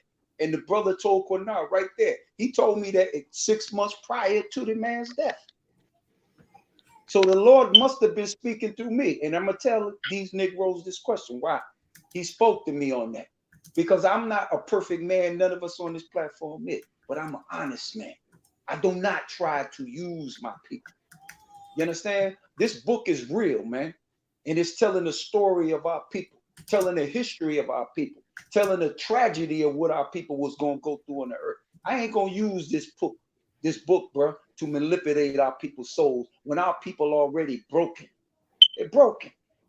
We got to try our best to mend them and bring them back to the Father. I know it's going to be a struggle. It's a task, but we all got to try our best to do this, man. So whoever want to get in, say what you got to say. And I definitely agree on what you're saying. You know, you dealing with people's souls and salvation here, man. We can't do that. These dudes, they're capable of having jobs. They're capable of working. A lot of these guys are bums, man. They lazy. They don't want to do nothing. They want to live off everybody else. You see what I'm saying? I get up, I go to work to provide for my family every day like the next man. Take care of my wife, take care of my kids. Why the hell I got to work hard and pay your bills so you can sit home and get 5, 6 wives and live your best life in a captivity that we are suffering under? You know what I'm saying? Like, these dudes act like they're not in captivity either. We all in captivity. You know, we all suffer around the 4 corners of the globe. You know, we all is into the Babylonian system and the enslavement system and trying to make it out here. So I feel like they oppressing Israel all over again by your own people when you come into the truth. It's no different from Christianity. These are what I call modernized 501c3 Christian Israelite congregations that's oppressing their own brothers and sisters with the truth. They are the wolves in the sheep clothing that Yahawashi warned us about. They are. They are them scribes. They are those Pharisees. Can you hear me? Yeah, I can hear you. They got their 501c status in 1997. Talking 23 years. So all that money was coming in from 1997. They was to this day, hell, they was putting that in their pocket. Now check this out. When I came in that school in 92, 28 years ago, last month, AREA didn't have no job. He was only 51 years old.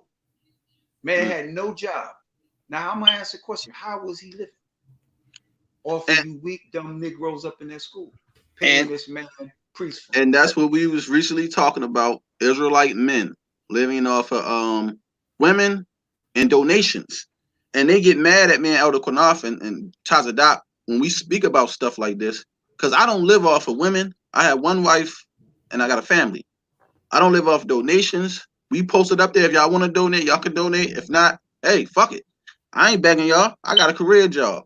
And some people say, well, you say that because you comfortable in the system. No, the hell I'm not. I got a plan to get out the system. Now, I ain't gonna tell everybody my plan, but come on now. What you expect me to do? Not do nothing and be homeless? Come on now. Let's not be foolish. So I tell everybody, listen, you have to work to sustain yourself until you can get out of the matrix system and then live. But don't sit there and say, this is the way that they living. We start the congregation. We get thousands of people. They bringing tithes and off. That's why you got the whole fat crew, the fat 2-line crew. All them niggas is like Biggie Smalls, because they getting the bread from everybody. Yeah, so they get 3, 4 wives. You feel me? And I'm gonna keep it real. They laying back getting their dick sucked, living the best life. They ain't gotta lift a fucking finger. Give me all your money. But a guy like me with a sound mind, who's not crazy, because I say most of these Israelites who follow these dudes are retarded. I'm sorry. Something is mentally wrong with you to hand your hard work and money over to a bunch of other people who they ain't doing shit. The scripture says you don't work, you don't eat. If I got to get my ass up and work hard every day to take care of my wife and kids, and you talking about 10% and some high holy feet, man, you niggas is crazy. And you riding around in big ass cars and living in a fat house, and I'm suffering, struggling to pay bills. My kids need insurance. My wife needs insurance. I need insurance. I got car payments to pay. I got a mortgage. I got my own business to run. And you telling me I'm false because I won't give my money to the Most High? I'll give it to him when I see him. The Most High don't want my money. Do the Most High need your damn money? Right. He created all things. Why do he need my money? I need my money to sustain my life to live here. It don't make Let sense. me get it real quick. Quick. Let me get it real quick. I want the doctor to jump back in real quick. Okay. I want the doctor to jump back in real quick. I just want y'all to look at something, man. He said something that I wasn't aware of. 501c3 since 1997. You can tell them brothers that make money. This dude, Jenna Your Honey, he got on some shit that costs money. Them garments are very elaborate, right? Very elaborate. Okay, hell of a scene. Your garments. The garments got to be like 3,000-4,000. All them studs, the way that shit cut. Come on, man. And if you think about it, right? You got brothers right now who can't afford fringes, right? That's Qanath. I'm struggling, but I do my best to make it. Oh, hold on, Qanath. Let me show this real quick. Anybody ever saw Johanna on the street? Let me show this real quick. Y'all see this garment here? This garment, y'all can see on the camera. This garment, $30 goddamn dollars. Qanath, we buy $30 garments and put fringes, don't we, Qanath? Yeah. 30 for pair, and they look good. $30. We ain't running around here with no these super duper garments on. $30. That's what we telling people. 100% cotton. And they be trying to talk about we sold out and we got a 501c3. You niggas is crazy. Stop that false false witness on us. We ain't got no money. We struggling in this goddamn thing, just like everybody else. But these niggas got all this money, and y'all constantly donating, giving them all this money, but talk about us. We walk around here with $30 cotton garments on, with some fringes on the bottom, and y'all talking about we sold out. When you look at it, and Todd Doc let you jump back in. When the last time any of you guys, they talk about people doing the work, F.O.P.E ain't doing this, or these brothers ain't doing that, right? But they don't even know what the hell the work is. Anyway, that's another topic. When the last time anybody ever seen your hunter out there teaching? Or give a class, a real class, and just not be on the radio running his mouth. Give a real class. Do any of you Negroes that's in that organization know where this dude stay? What state he even stay in? Do you even have you ever seen him ride in the car? Do y'all really know who this guy is? Do y'all really know who this guy? These are things you need to inquire about. And let me say this, Todd, you jump right in. This goes out. This is a big shout out to spiritually, maybe not want to go with the hands, but spiritually want to deal with the scriptures. Tazariak punk ass in the scriptures, right? Because F.O.P.E wants you to we want you to get your head from under your honey nuts. All right? Get your head out. We want you to get under your honey nuts what he needs. and come and set up a debate on any damn topic, right? Because we see you ran from Hosea 7 and 8. We see you running from the northern kingdom, southern kingdom. So we can have a debate on the chart. We can have a debate on Johanna being third in the sun. We can have a debate on John the Baptist, right? And bet your damn beard, right? And we don't want that cheap ass grease that you're selling. You're probably getting it from Johanna nuts, right? We don't want none of that, right? We want to debate you, right? One-on-one or a team debate. How about that?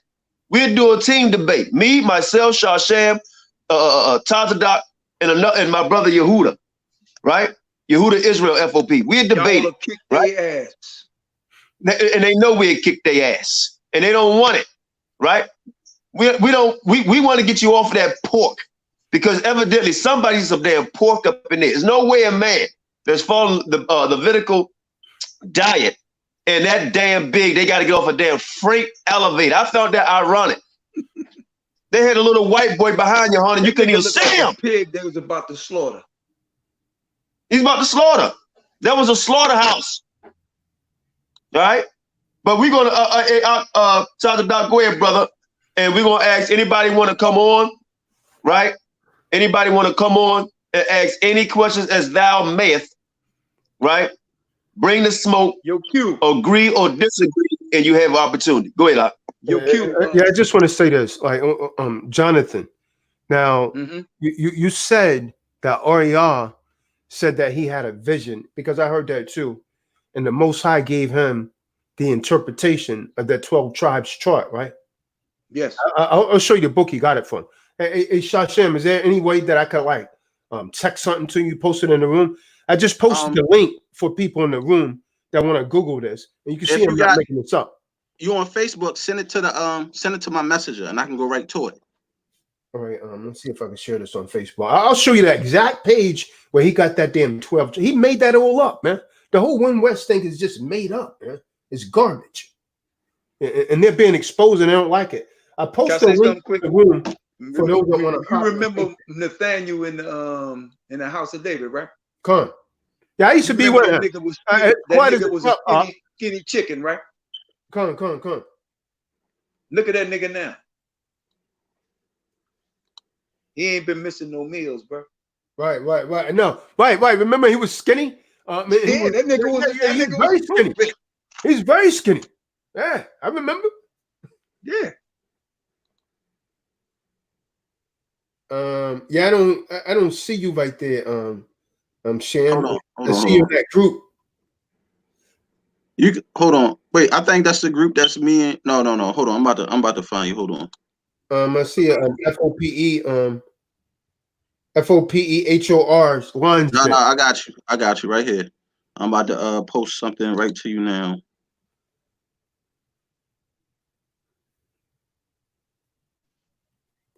All right, I just said something. Let me see if I can get this in there.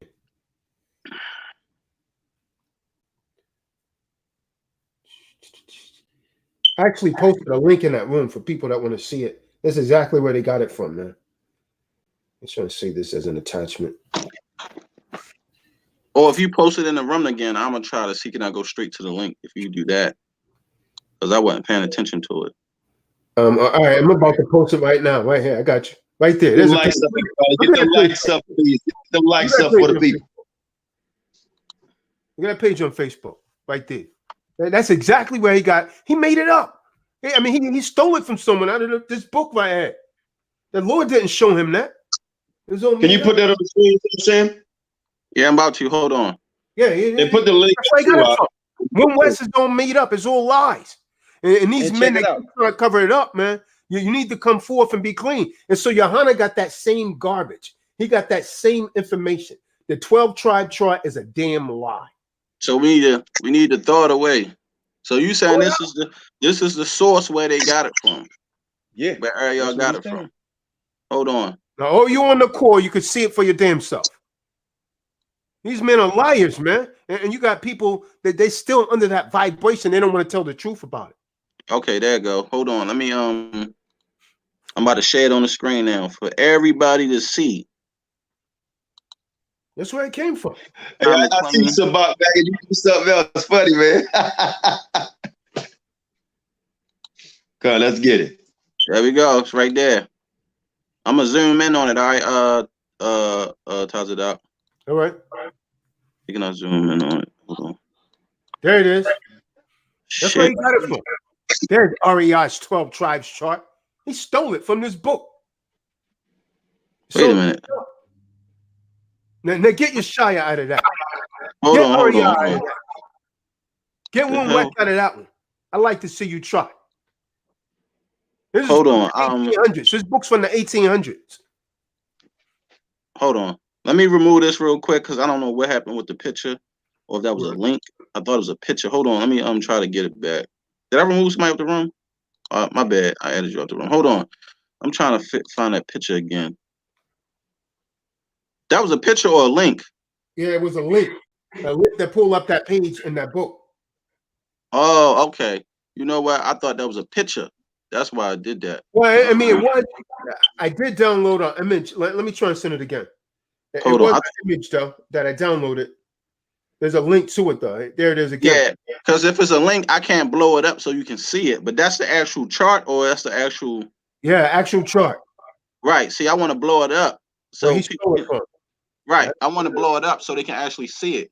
Because if it's a link, I can't like go in depth on it so people can actually see the names where it says Gad, Benjamin, and all that. Right. But if you give me a picture, I can do that.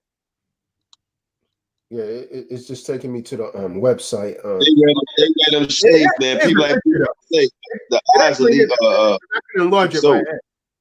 What you say? It's a picture because I can enlarge it right here on my phone. So you should be able to enlarge it because I downloaded it to my phone when I sent it to you. Yeah, I can't do it on here. Just what you should do: enlarge it and screenshot it, and when you screenshot it, send this picture of the screenshot to the messenger, and then I can share the picture of the screenshot to everybody. I can enlarge it myself when it's a picture. I can't enlarge a link. It won't let me do that. So screenshot it with your phone. I don't know if you got an iPhone or Android. I know when you screenshot, you hold the power and the middle button together. That's how you screenshot on the Android. Yeah, I got an Android. Let me say this real quick. While y'all get it together, I want to get back to the topic. I want the brother Dawad to go in a little bit. And Mahar, you want to say something? You can. I thought he was leaving, but check this out here. Tazariak was on Sarnetta, right? And we called him out, and he did not respond. We called him out on his own program, when I respond. What I found interesting, that his underlinks, right, his nut squeezers, was basically saying, "Oh, y'all come on his show and squeeze his nuts like we squeezing his nuts. No, he can come over here, right? And we ain't gonna squeeze nuts. We're gonna chop his head off with the strip. All right, we're gonna chop his heads off with the strip, right? We're not coming to your platform. Your platform is bogus. It don't have a lot of views. Don't get a lot of hits. So come on this side and step your game up. Let's get into the strips over here. All right." All right, yeah, Qanath, you come on. Hey, Shashan, put it up so my brother can come on. Who trying to come on? My brother right there. He my eyes ain't that good, brother. Azaria, right? He got something to say about about Sakari, man. Let him come on. That's our brother. All right, I just posted it in the chat. There you go, Ak. Come on. Hey, Mahar, you still on, Ak, or you getting off or you still on? I just put my heart in the. Oh, he's still there. Hold on, let me see something. Tazadak, I'm trying to get this picture. Yeah, I'm download it here. I'm trying to download it to my computer and see if I can I don't know if I can upload anything there. So it's the people that got some mad money out here. I know that. What you say, Maha? Oh man, there's some people got some almost 300,000 in the kitty out here. Who the hell got 300,000? 300,000. 285. That's crazy.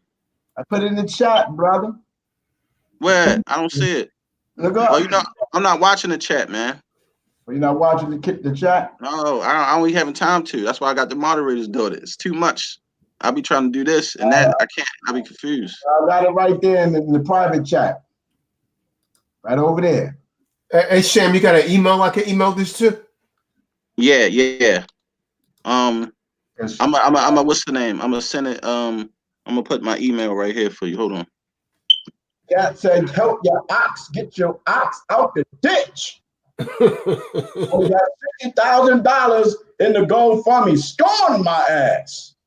Brothers got $285,000 in GoFundMe money right now. Chilling. I like to see some other GoFundMes in comparison to this GoFundMe. Copy. This a website, huh? No. Well, I mean, it is a website, a link to the website, but I actually downloaded the page. No, I'm talking to Maha. I'm talking about this GoFundMe. Yeah, the link. I want to show something for Tazadak right now. If you can let me screen share, I want to show Tazadak something. All right. You remember this right here? Here you go. Hold on. You gave it to me? All right. You gave it to me? I got the screen? Yeah. Wait a minute. Hold on. We got a bunch of people. Who is Ryan Dicker? You remember that? Hold on. Let me get back over there. All right, y'all in the back room, just stay patient, because I can't bring nobody else on. Oh, yeah. Yep. Who did that? Yeah, you did that. I remember that. Yeah, I remember that. Yeah. You know, right there. For somebody that this was invited to read some code of ethics, I sure have a lot of videos and promos and stuff that I did promote and marketing events and stuff. Why would somebody that this invited do all that? I'm curious. Qanath. I got the video coming though. Video coming. That's the argument me and Shael was making. Like, how you gonna stop the man from coming? He was promoting the whole event. Exactly. Because I was supposed to come in. One thing, I was supposed to come beat Qanath up at the summit. Oh yeah, that's right. That's right. Yeah. Yeah. That's right. And everybody know damn well I'd have waxed the floor with my hard ass. Why the hell would my heart even attempt some shit like that? Hey, Qanath. Qanath. Old man. Qanath. It's all good, Sam. It's all good. Take over the show, because I got to do something. So you can control everything, and I'll be right back. I'm gonna take myself off the stream, but I'm still here. The show should still be going. Okay, cuz just put yourself on mute. That's all. Now, I know. I'm gonna take my because I think somebody else jumped on. They might have wanted to come in, so I'm gonna go in the back room, and I just jump in. Can you hear me? Yeah, go ahead, brother. Go ahead, come on. All right, Shalom, brothers. How y'all doing? What's going on, Israel? Yeah, I was with the car. I guess you can say I was with them. I took their this is when I was just coming into the truth. Maybe I was in the truth like maybe 3 months, cranked up, on the 12 tribes chart, because I strongly believed in it. I strongly used to believe in it. Though I had a problem with it, I just accepted it. The Mexicans and Indians was my people. But anyway, it's a 12-week course. After 4 weeks, you take a test. So you got a test for 3 months, 4 weeks in a month, 12 divided by 3 is 12 divided by 4 is 3. So I passed the test, and I got pictures with the guy that tested me, one of their captains in Chicago, because he tested me. One of the tests was live, Facebook Live. And he said, okay, so you passed and you something. I don't know if I was an officer or something, whatever. And he said, here go the rules. Soldier test. Okay, all right, that's what it is. Okay. He said, here go the rules. I'm like, okay. No tennis shoes going to camp. I'm like, okay, I can go for that. You can't wear jeans going to camp. Okay, I can go for that. He said, every week, every paycheck, you got to get 10% tithes. I was like, okay, I thought we was, tithing with food, I'm like, anything else? He said, hold on, let me see if Chief want to give you a Hebrew name. And he put me on, and so we hung up. He called, I was waiting for him to call back, and I thought about it. I'm like, wait a minute, I got a Hebrew name. So he called me back. He said, yeah, Chief said your name is such and such. I think Chara, something that means a cutting instrument. And I was like, all right. So it just didn't sit right with me because, I had a Hebrew name and my daddy, I think that's one of the, if you go for this, you go for the tithing, you go for, let me give you a name, I may have would have accepted it differently if I didn't have one, or if you would have said, look, Uzziah, I know you got a Hebrew name. Maybe we, would you like a better one, with my permission, Then it was close to Passover. He said you got to come to Passover, and I think it was a theater. Like I don't want to speculate, but flying out there, hotel, and me looking at it, running my household all of a sudden about $800. So I'm like, I can't make it. That ain't gonna happen. It's such short notice.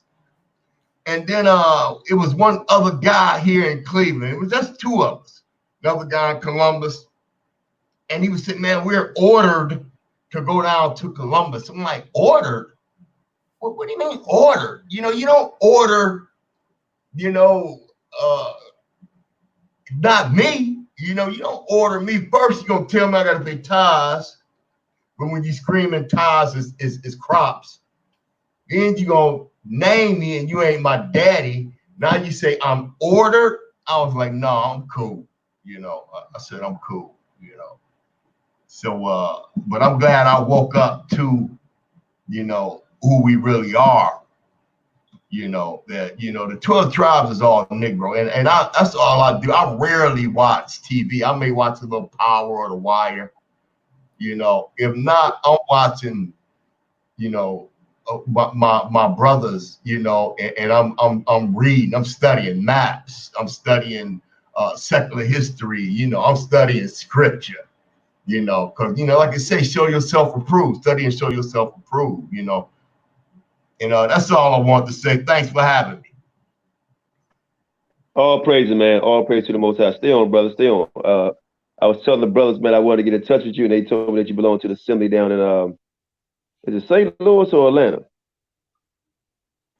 I'm in Cleveland, Ohio. Oh, Cleveland, Ohio. Okay, good. My bad. Good, man. I appreciate the dialogue you had on last time. I really appreciate it, man. It was good. I loved it.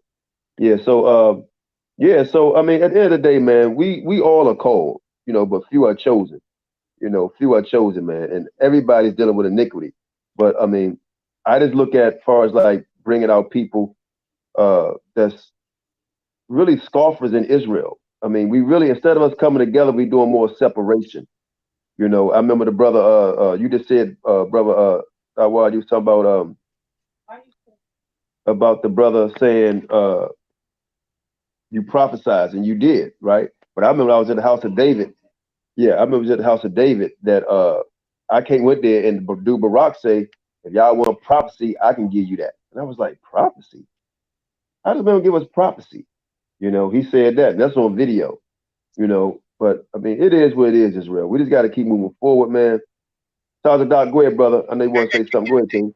No. I just wanted to say this in regards to what the brother was saying. So first of all, and I'm gonna show you where else like the so-called House of David is going off. They got that damn bastard. They call himself Sakari. That this guy said he was under, sitting on the panel. That's illegitimate. That goes against the laws. You know that's known as a memzer. And when you look it up in the Ibrit, right? The Deuteronomy 23 verse 2. So how in the hell, if the house of David is right, how they got a bastard sitting on their board? That's totally against the Torah, man. So these men supposedly be enforcing the law, statutes, and commandments of the Most High.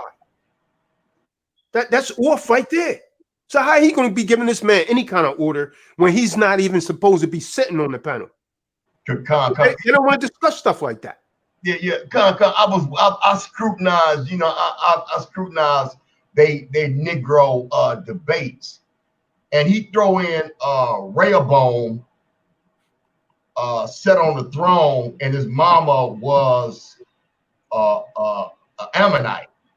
But when you look at the history, King David, he owned all that land of Moab, Ammon. So you know. Hold on 1 second. Let me say something.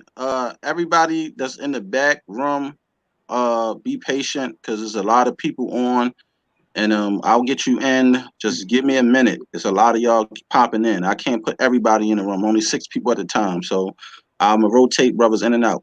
All right. With that, I'm gonna say shalom. Bring Elder Qanath back in. Hey, Salakia, can I get the email address so I can send you this? Where AREA got this 12 tribe chart from? I posted in the chat, the Facebook chat, man. You in? I already posted in the chat. My email is in there. Oh, let me see if I can and the messenger. Rehoboam's mother was an Ammonite, brother. She was an Ammonite from the land of Ammon, but I researched it last night. And I have a book of maps, and I also checked other maps that they own that land, just like the hills of Moab. The brother married concubines, brother. David had plenty of concubines in the scripture, and it mentions their children, brother. Okay. Come on now. Come on, man. We listen. One thing, let me say this. I will rock with something that's in the script or factual, but I'm not gonna make stuff up because I got a mindset geared to this way. You know what I'm saying? I'm just saying for your own good, bro. You know what I'm saying? Like, that's a fact, bro. Just like people think that Rahab is a damn Canaanite that married Boaz. People want to say that Ruth is an Israelite. I don't teach Ruth is an Israelite. Rahab wasn't an Israelite. Ruth is not an Israelite.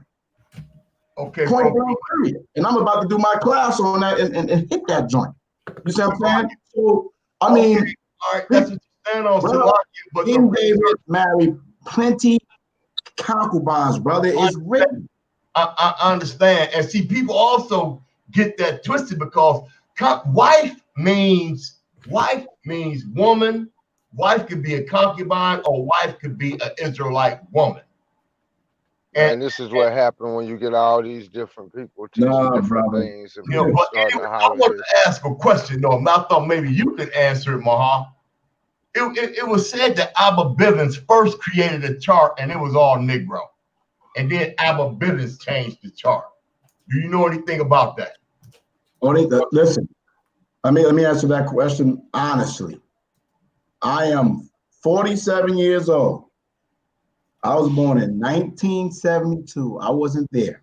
Okay. The person in the video that made the statement, that's this one man. I don't know him. I can't say I don't know him at all. The video that's going around, you see what I'm saying? I never heard that Abba Bivens made a chart. You know what I'm saying?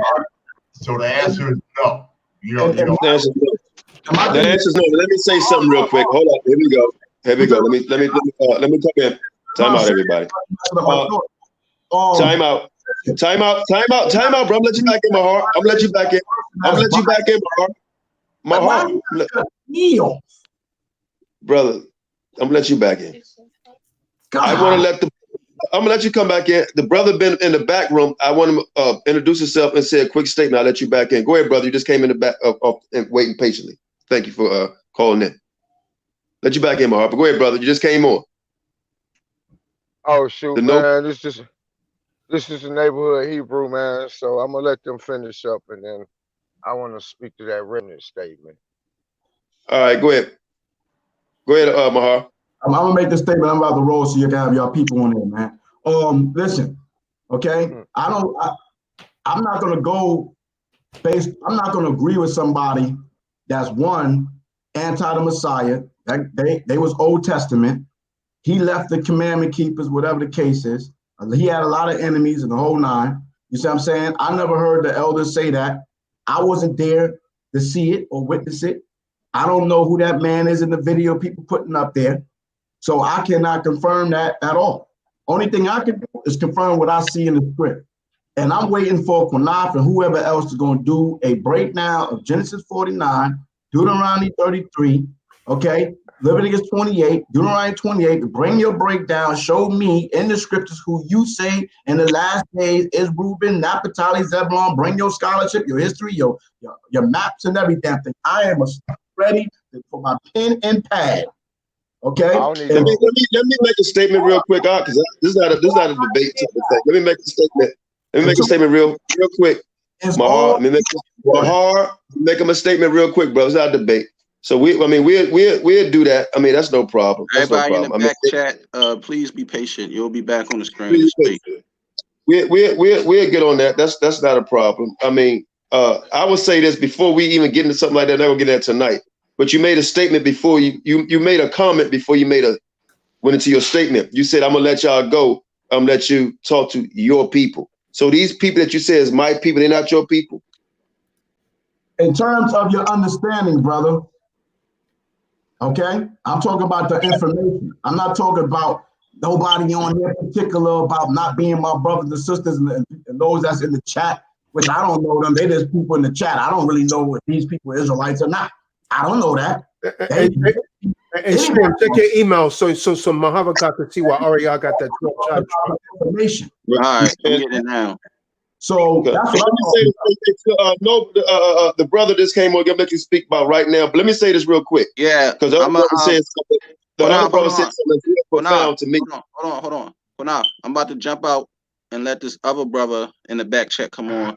That way they can speak and then we can get them off and then. You know what I'm saying? So I'm gonna jump out and let this other brother on, but you take over the control in the room. Right. Let me say this real quick while you do it, and then you come back in and put somebody off. when the brother was talking about Gorilla Hebrew being a Manzar, so on and so forth, right? That's when I look at it like this, man, when we look at that type of argument, we don't have to go into who's this and who's that. I just look at it on this level where the scriptures say first, second, third, fourth, 10th generation. So when the scripture says that, if anybody on this panel can explain to me what does second and third generation mean, is that talking about to Israelite man, an Israelite woman, or a heathen man, or Israelite woman, or Israelite man, or heathen woman? So when it says second and third generation, what is it talking about? Is that talking about somebody mixed or not mixed? So if a man, an Israelite man with a white woman, is that person in the congregation first, second, third generation? What does it mean when it say first, second, third generation, or even the 10th generation? What is that talking about? If anybody can answer that. Sakari, the first generation. That's what it's talking about. So he doesn't qualify. Right. Period. He doesn't qualify.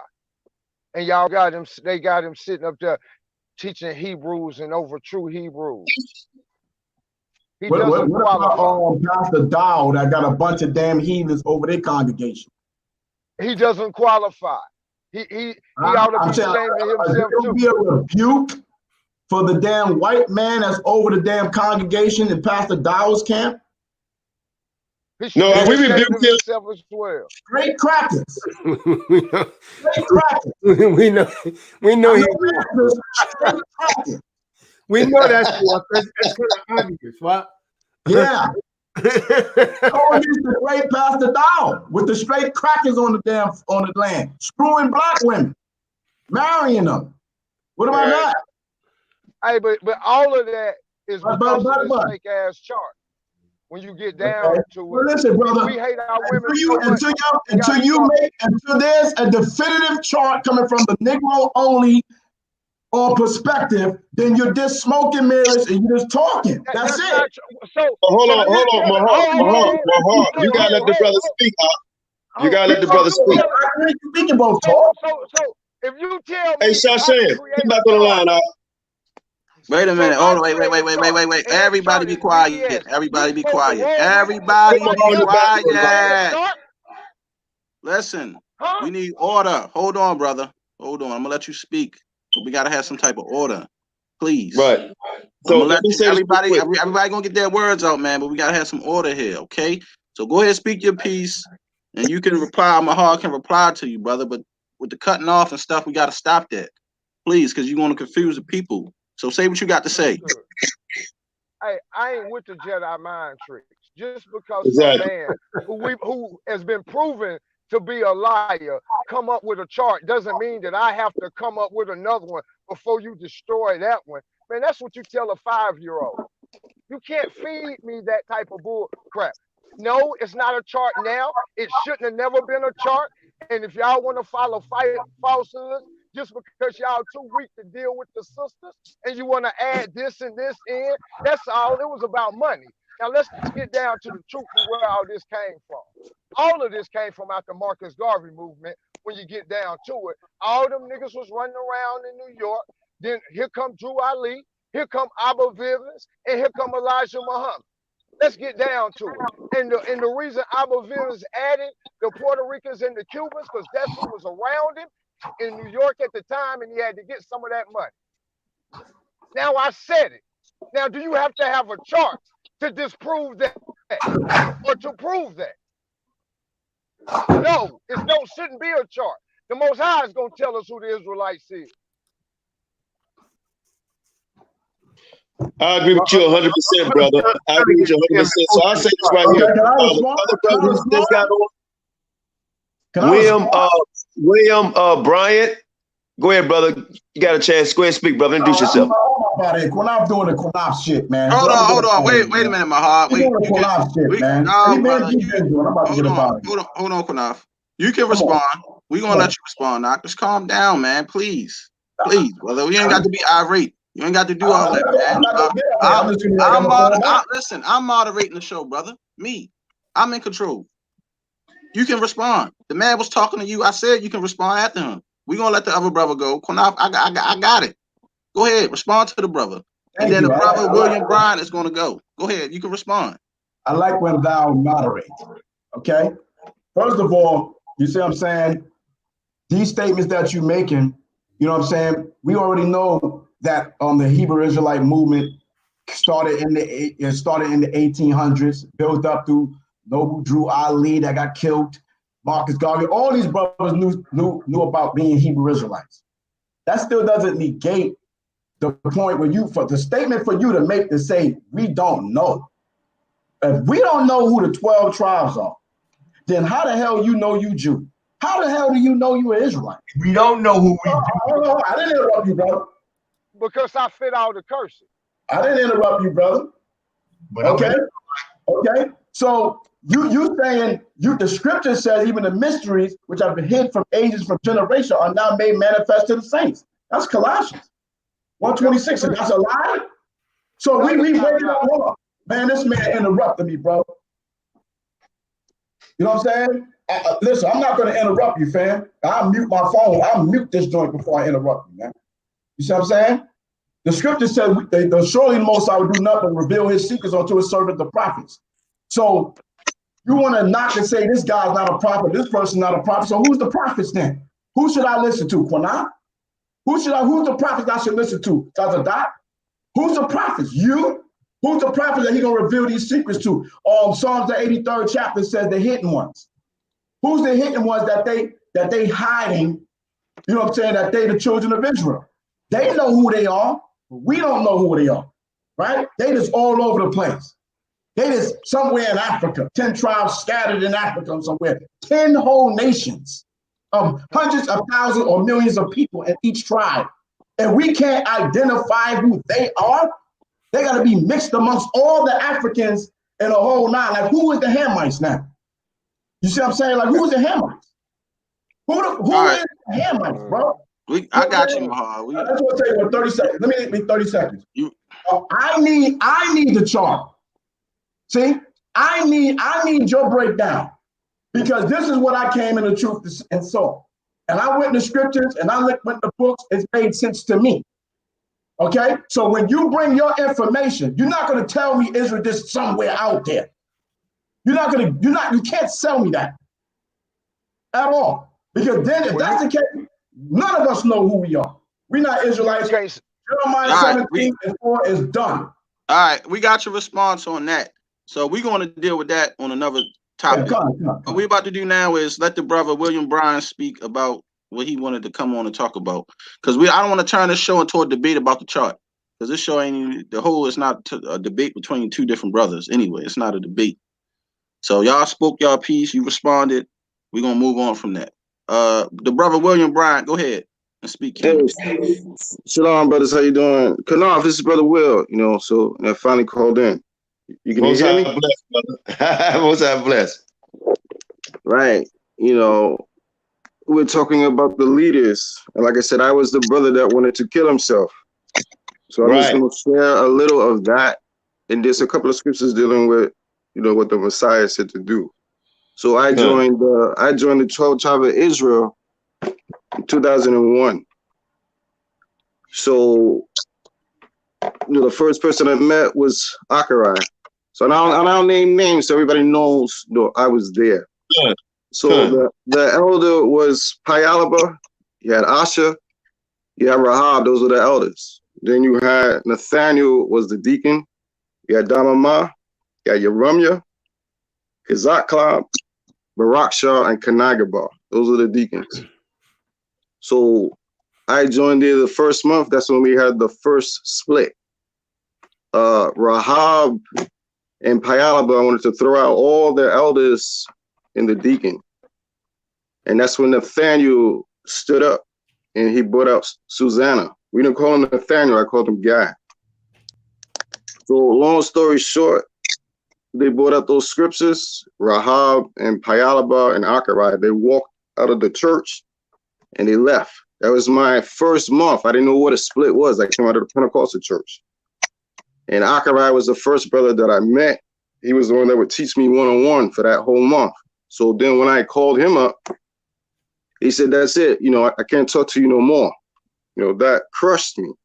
So I get counseling, all those things. At that time, I was working for, you know, Qanath. I was giving a lot of money, tons and tons of money. So this is maybe I'm here in my 3rd month. And that's when Nathaniel, you know, he stood me up. I thought I was going to get thrown out because they were throwing out brothers. I'll mention the other brother too. We had a, one brother's name was Zebulon. He weighed about 250 pounds. He's about 6'3". He was there for 4 years, so he came there before me. They brought him up in front of the congregation. I didn't know what was going on. So Barakshah gave the counsel in another deacon. I don't remember who it was, but Barakshah was the one that gave it. And he said, they told the brother, you know, you've been here for 4 years. You can't remember Bible verses, not spiritual.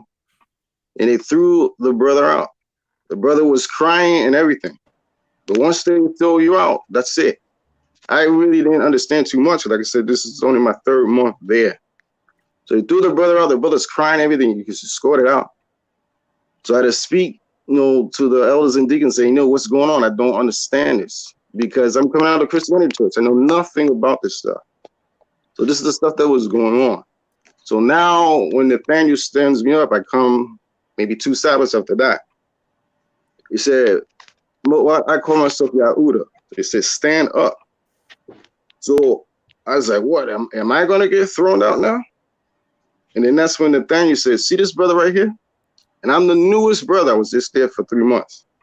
He said, this brother is more spiritual than all the brothers in this congregation.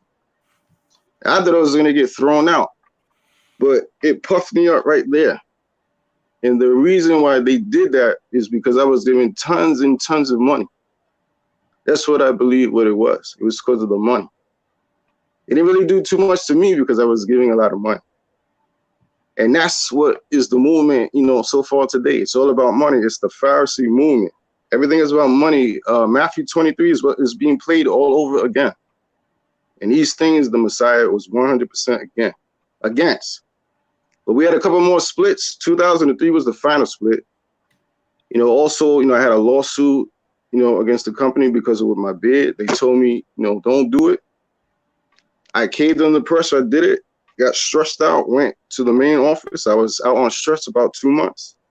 And the elders kept telling me, hey, you know, you don't do this, you don't do this. I fought the company closely about a year. Then they came up with the new understanding. Damamar came out with the new understanding. So you might have heard the videos when Nathaniel brought that out. It was 100% true. He came out and said, you're going to keep any of the commandments in the Old Testament, you know, just the new. So that caused the split, you know, in 2003. The only ones that left was Nathaniel, Barakshah, and Qanath. So that's 100% true. I stayed, but they always kept asking me, when is your lawsuit? When's your lawsuit? But when they came up with the new understanding that saying that you don't have to keep anything to the old covenant anymore, they had me write a letter and go back to my company and say, hey, you know, now you can shave. So I said, wait a minute, I got to do that? And he's like, yeah, you got to do it. Now I had a lawsuit and everything, I would have won. Then I showed my union rep. He said, well, now you can do it now, so there's no lawsuit. So then when I get back on my job, now I'm a Negro saying he's a Israelite. So at that time, it wasn't big like that.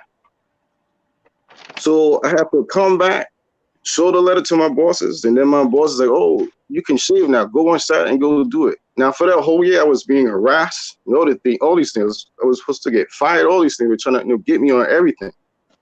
Now I have people saying, you're a fraud.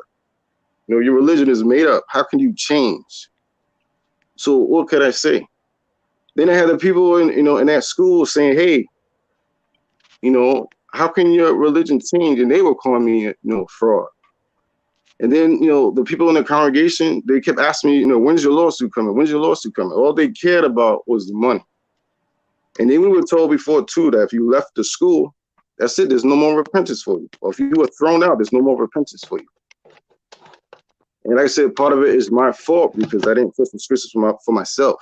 It said, cursed is the man that trusted in man. I didn't do that. I listened to whatever they told me and I wrote down the scriptures and that was it. So that's a lot of stuff that's going on today. So long story short, I left 2003. And after that, for those next 8 years, I had so many suicidal thoughts because that's what was told to me. If you leave the 12 tribes of Israel school, that's it. There's no more repentance for you. So if you trust in a man, you know, you're going to be in big trouble.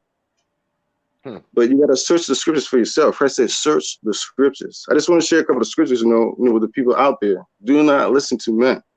Look in the scriptures and trust, you know, in the Messiah. So I just want to read John 12:26. It said, if any man serve me, and that's the key word, any man serve me, the Messiah, not a man, let him follow me, follow him. Don't follow no man. And where I am, there shall also my servant be. We're supposed to serve him, nobody else. If any man serve me, him will my Father honor. You don't have to worry about some man saying they're going to give you honor and give you some type of rank or position. When you read Matthew 20, there was a big fight over rank because James and John, they wanted to sit on the right hand of Christ. And then the other disciples started fighting over it. And then the Messiah said, no. He said, whoever's the greatest, it has to be the least. It's supposed to be the servant.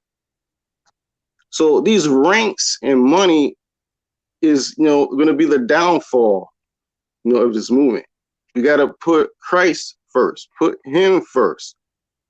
Paul said he waters and Apollos plant it, but God gives the increase. There's nothing to do with a man. When you read John 6:44, Christ said, no man can come to me unless my Father draw him. So it has nothing to do with a man or groups. It's him. Christ said, I'm the way, I'm the truth, right? So it's him. And when you read John 8:32, you know, it say, you shall know the truth, and the truth shall set you free. Christ is going to free you from sin, and he's going to free you from men. That's what was going on in the Pharisees' time, right? They were under bondage under them. So it's the same thing going on again. But Christ said, search the scriptures. So that's what we have to do. So don't make the mistake that I made. I heard Deacon Asaph say in Israel in Christ, he said, if you leave Israel in Christ, your name is blotted out of the book. That's what I was told. Well, I just want to go to this scripture. Don't believe these men. The only one that can give you eternal life is Christ. That's it. Nobody else. So don't let them deceive you. So I just want to read this, and this will be my final statement. Guy Sakari told me if I leave, he said, man, if you leave Sakari, you're not going to make it into the kingdom. I'm like, what? Man, you're not going to make it into the kingdom. I'm like, man, you are out of your mind, you know. But anyway, I want to thank Qanath. Qanath, thanks. Tazadak, Shashem for letting me on the panel. Just let me make one more quick statement. You know, it came to me that, wow, you know, this man, he made this chart, and then he gave this 2000 prophecy, and with scriptures say no man knows the moment or the hour, not the angels, not even the son. And then he gonna introduce this guy as the comforter. I had to scrutinize everything. You know what I'm saying? And read for myself, unless, like the brother just said, you know, you can't put your trust in man. And the ones that fall into it are the ones, the Manders, the ones that know they're not Israel. Because I don't know what tribe I'm from. After honestly looking at it, I'm not sure what tribe I'm from. But I know that my mama, my grandparents were slaves. I know that. So, but check this out. I say something? Yeah, go ahead, brother. Go ahead. Yeah, listen, what a lot of our people need to learn that's coming into this truth is that none of these men don't make no decision on nobody's life. These men were not given the order coming from the Almighty, the Most High. Blessed our Messiah to get on that cross and die for the sins of a nation. Can any one of these niggas prove to me that you died for a nation, to redeem a nation from this captivity? You niggas got some balls to open your mouth. And that's why in the day of judgment, you niggas gonna answer for it. And we ain't on this platform and this chat to be nice guys about this shit. We calling your punk asses out. And a lot of you scared to answer the challenge because you ain't men of God. You a damn liar. Your hunter ain't no man of God. Nigga, you of the devil. Your daddy's Satan. Just like Aria's ass, Tazaduki, Every one of you men a bunch of damn hypocrites, and you a bunch of damn liars. You ain't got no damn right to claim no leadership over this nation. Yo, I'm trying to get that chart posted so everyone can see it. They see that AREA did not make this up. It came from a book called Israel and Britain. It came from a book called Israel and Britain that was written in 1890. That's where all of it came from. That has shut the whole damn thing down. Acknowledge it, man. This is where it came from. That was no vision given to AREA. It was made up. He stole it from this book, Israel and Britain. It's the same breakdown. You know what? Who gave us the chart? Edomite. What's his name? Edomite. The name of the talking about. The name of the book is Israel and Britain. I've been trying to get Sham to post it in the room. I got the page showing you the breakdown of the 10 tribes. Hey, everything that came out of AREA's mouth that was there it is right there. Has been a lie. Right, you got to scrutinize it. I had to scrutinize it, you know. There it is. There it is. There it is. I see it. That's the breakdown. He stole this, man. This book was written in 1890 by Edomite. That's where he got the breakdown from, man. You know, like I say, Reuben is unstable as water, right? I can make a brother bounce from job to job. He unstable. He go from relationship to relationship. He unstable. You know what I'm saying? That can mean a lot of things. Reubenite. See that right there? Genesis 48 and 49. Well, I'm unstable too. See that? They don't stole every damn thing from here. And this came out in 1890. Hold on, brothers. Hold on, brothers. Real quick. Hold on, brothers. Hey, the noble Hebrew brother, I want to apologize, man, because I like keeping everything in order, and I appreciate you coming on this platform, man. You know, and we want to keep everything decently in order, man, for real. That's what everybody, including myself. So, and I also want to thank the brother just came on to give his story. This is the brother I was talking about who wanted to commit suicide when they that's the brother me and you talk with on the phone, right? Yes, right. Jonathan. Yeah. Real quick, real quick, and I'm gonna leave. Google King David's kingdom and see if Ammon and Moab and Edom don't sit in it, because he conquered them. You know. All right, fellas. Thanks a lot. Shalom, Israel. I'm out. Shalom, brother. Shalom. Yeah, I want to thank you again, brother, for coming on. It takes courage to do, to do that, because unfortunately for you, but fortunately for you, that the Most High gave you the power not to do that. And this is the problem we have. And hey, Shasham, I'm gonna let Taja talk about that. So keep that up. I want everybody to see the brother face up. If you could put it back on the big screen, because I want to go back to the chart so Taja can talk about it. But I want to put the brother face back on the screen that I'm talking about right now. Is that I want to give you a round of applause, brother, for just having the courage to come up here, man, to say that, William, because a lot of brothers would be ashamed to say that, man, and maybe this would stop other brothers or sisters who may go down that path to want to do something so heinous like that, because once you do that, there's no forgiveness of sins. And all praise to the Most High that the Most High gave you the spirit not to do that. And this is what we're talking about with the One West idea and thought process, that it's a demonic spirit that they putting on brothers and want to rule over brothers in a wicked way. It's the Luciferian doctrine, bro. Right. And put that brother mind who wanted to do that, man. So, hey, brother, I applaud you, man. If you want to give a final statement before we let somebody on, because I know we got some more people in the back room, man. I applaud you, man, for coming on here, man. And I'm pretty sure all the brothers appreciate your testimony, because when this brother talk about killing himself and all that, them brothers wasn't there for him, man. And, man, you can call me anytime. But go ahead, King. Go ahead. Yeah, all praises to the Most High in Christ.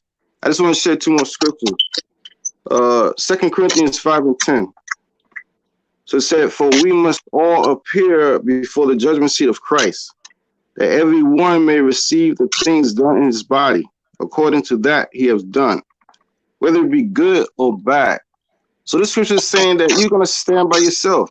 You're not standing with these so-called leaders. You're going by yourself.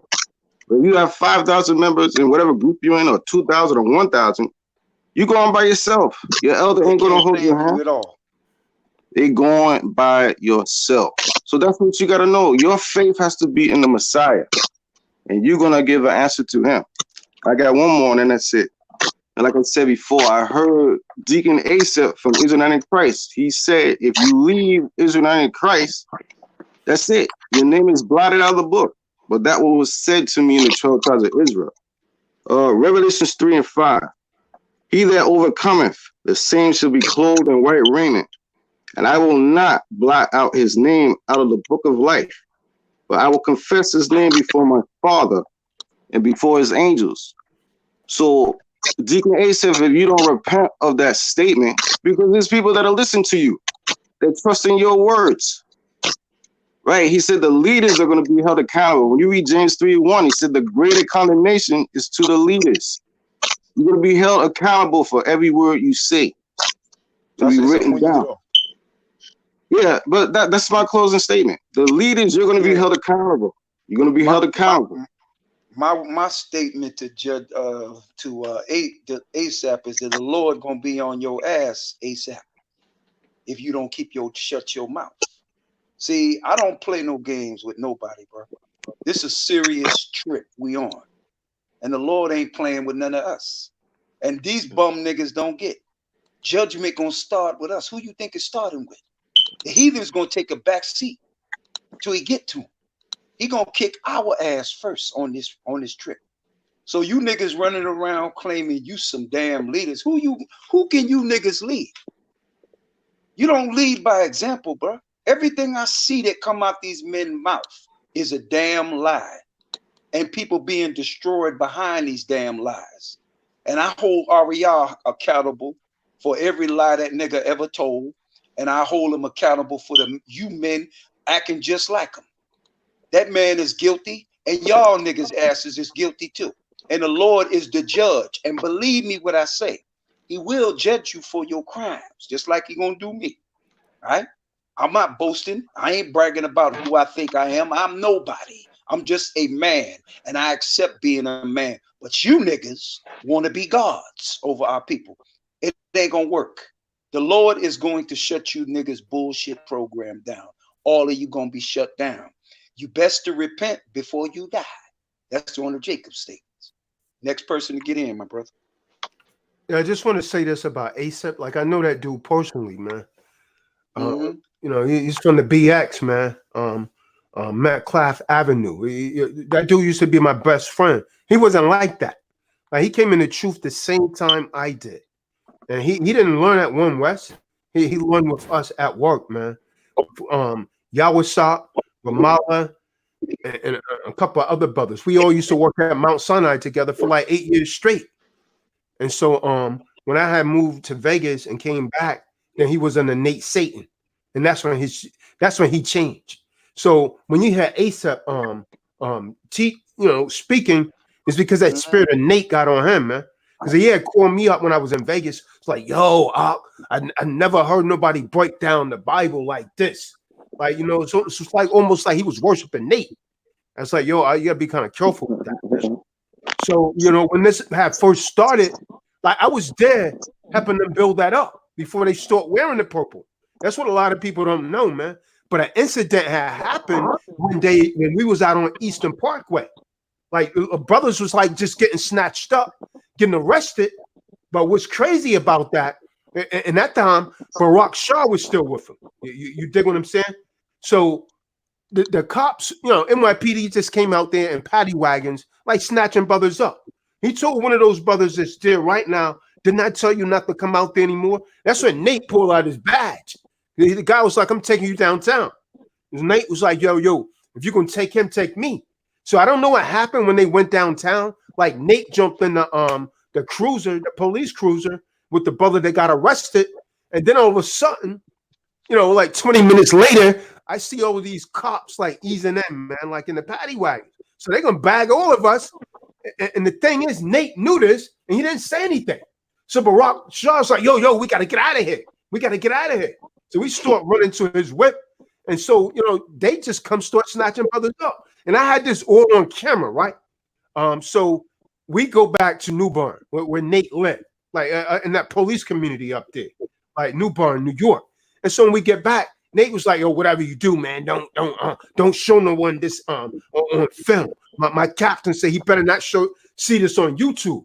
So I ate that. I never put it out there, but I left and never came back after that because he knew that they was coming to arrest brothers, and he said nothing. He said nothing. So I always looked at them sideways after that. Then I just sit back and start observing that, and before you know it, boom, Barack Shah. And then, so I mean, it's just crazy. But ASAP wasn't always like that. So when you hear him talking now, it's because Nate that got into his mind, man. He used to be a real good dude, man. He wasn't like that. Like all of those men that you see that's calling themselves deacons now, I was there helping them build that up when they was dead.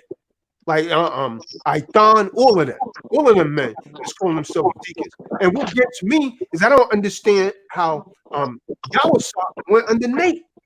Because he's been in the truth for a long damn time, man. So he went there and went under Nate. But yeah, ASAP wasn't always like that. Right, but Nathaniel, Barakshah, Kanagabar, they were the ones that formed, Israelite in Christ in 2003. So, right. that's they started. Right. But I mean, but that they wasn't wearing fringes or anything then. Right. They wasn't wearing fringes or anything then. Because at that time you're talking about is when I was in Vegas. So when I came back to New York in like in 2009, then they was ASAP was like, "Yo, man, we should go out with us." And so we at that time we was all studying out of Nate's basement in New York. In Coney Island, right? Coney Island. No, not in Coney Island. In New Bern, New York. Okay. So then we I'm talking about out of his house. Right, upstate. Because he used to live in Coney Island. He was in Coney Island, in 2001. That was later. But I mean, when they was doing it out of the house, because Barack Shah used to live like up the street, like from it. It was just a police community in Newport, New York. Right. Good. Hey, brother. Hey, Brian, man, thanks for coming on, champ. You got somebody else in the back chat. Let him on. Hey, Brian, man, I appreciate it. Hey, look, I'll be in New York soon, man, so we gonna hook up, man. All right, brothers. All right, shalom, brother. Shalom. Hey, Qanath. Yeah, go ahead. Yeah, go ahead. What happens every time is power corrupts men. And you can see this throughout history. You can see this throughout the Bible. And that's why ain't none of these niggas gonna ever be able to say they led us nowhere. Because the Most High is not about to share his glory with none of them. Tazadak, did you want to see the chart one more time? Oh, no, I'm good. Can I say one? Right. And I gotta say one more thing, y'all, and then I'm gonna get off and let somebody else come in. Go ahead, brother. Take your time. I have to defend the remnant thing with Jacob and Daniel because I'm a part of that congregation, and I ain't gonna let nobody sit up here and lie on me. All the time, Jacob will say, "The remnant get it," or "The remnant is gonna get it." And the whole reason that I'm in this walk in the first place is to be part of the remnant. Now, all of us are filthy rags, and ain't none of us can claim no place in the kingdom. But these guys are calling themselves prophets, high priests, and all these things. And we're talking about the statement of the remnant gets it. So, I mean, come on now. We gotta, if that's the only beef that they got with that statement, then let's not play games. Let's first get this chart right, and then we'll deal with all this other stuff. Because y'all keep wanting to add everybody in our nation, and we don't supposed to be giving our glory away. All 12 tribes of Negroes, point blank, period. Come on. I'll be over there Sunday. All praises. I'll be over there. I'll be over there Sunday. What you say, Tazadak? That's right. I'll be over there Sunday, man, to go and speak on there, man. I'll be over there like Sunday. So I can both of us be over there. Hey, look, man. Hey, look, and I'm coming down to see you, man. Go ahead. Go ahead, y'all. Go ahead. All right. Yeah, I'm coming down to see you, man. And y'all welcome to come on the program anytime, man. And thanks for letting us come on, man. And at the end of the day, bro, we all gonna have misunderstandings or whatever like that. But at the end of the day, when we close our eyes, man, it's gonna be up to the Most High, man. If we don't straighten ourselves out, it's your ass. You know, but yeah, so is on we his should back. kill us live then. We should just kill us live. We should be doing Wait, no what are you videos. talking We about, should be Mahar? saying Hold shit. on. Hold on. What are you talking about? hey, Why you saying that? You ain't we Because you, based off that statement, that statement is like, let it be like it be then. That was the statement. what statement? What are you talking That I about? just made. Like, you know, just let it be. We go, if we die, that's it. We gotta answer the Most High. So there's no need for me to correct nobody on nothing at all. It should be nobody say it like the way it sounds. Oh, that's the way it sounds. It's okay to correct as long as you don't mind being corrected. So what I see right here, and not the Qanath, what I see right now is that, okay, so let me clean up the feeble one because I'm a part of that. We're gonna bang on One West in the chart. Check this out. I bang on the same way brothers can go at One West, the same way I can go at the feeble one and been going at the feeble one for all his hypocrisies and all his damn lies and stealing of white men lessons and the whole nine and regurgitating it and claiming Yo, homeboy, yo, Ma, check this out, home. In on all of that. Ma, check this out, bro. You see what I'm Listen, saying? homeboy. So if we're gonna sit how here, you gonna say? Check this out. Hold on. Hold up. Wait. All right, wait a minute, Mahar. Hold on. Wait. Just saying, man. We don't have shows like this. We don't have shows like this. All right, listen. He interrupted me. All right, wait, listen. Far as Mr. Hebrew one, I don't know the guy, don't know none of his doctrine. I can't even speak on somebody's doctrine I know nothing about. This ain't no thing. Wait, let me finish. This ain't no thing about bringing on One West. We talking about cleaning up the house of Israel or what we was a part of. I don't know nothing about how they work in their communities. From the way he teach, Chicago Israelites, who's maybe Old Testament or whatever. We speaking in general of coming out of One West school of thought, dealing with our people. Now the other brother, he's not from the One West school of thought. Whatever issues y'all have, if you want to talk about that, because it's not just banging on One West. It's not about banging on One West, brother. I don't want you to think that. It has nothing to do with that. Now you speaking on Mr. Hebrew one, you spoke your feelings earlier about that, right? Or you saying he cleaning it up. So unmute your mic. I can't hear you. Hey, Shashay, I'm going to pull a rank, brother. This is how we're going to handle from here on out, brother. We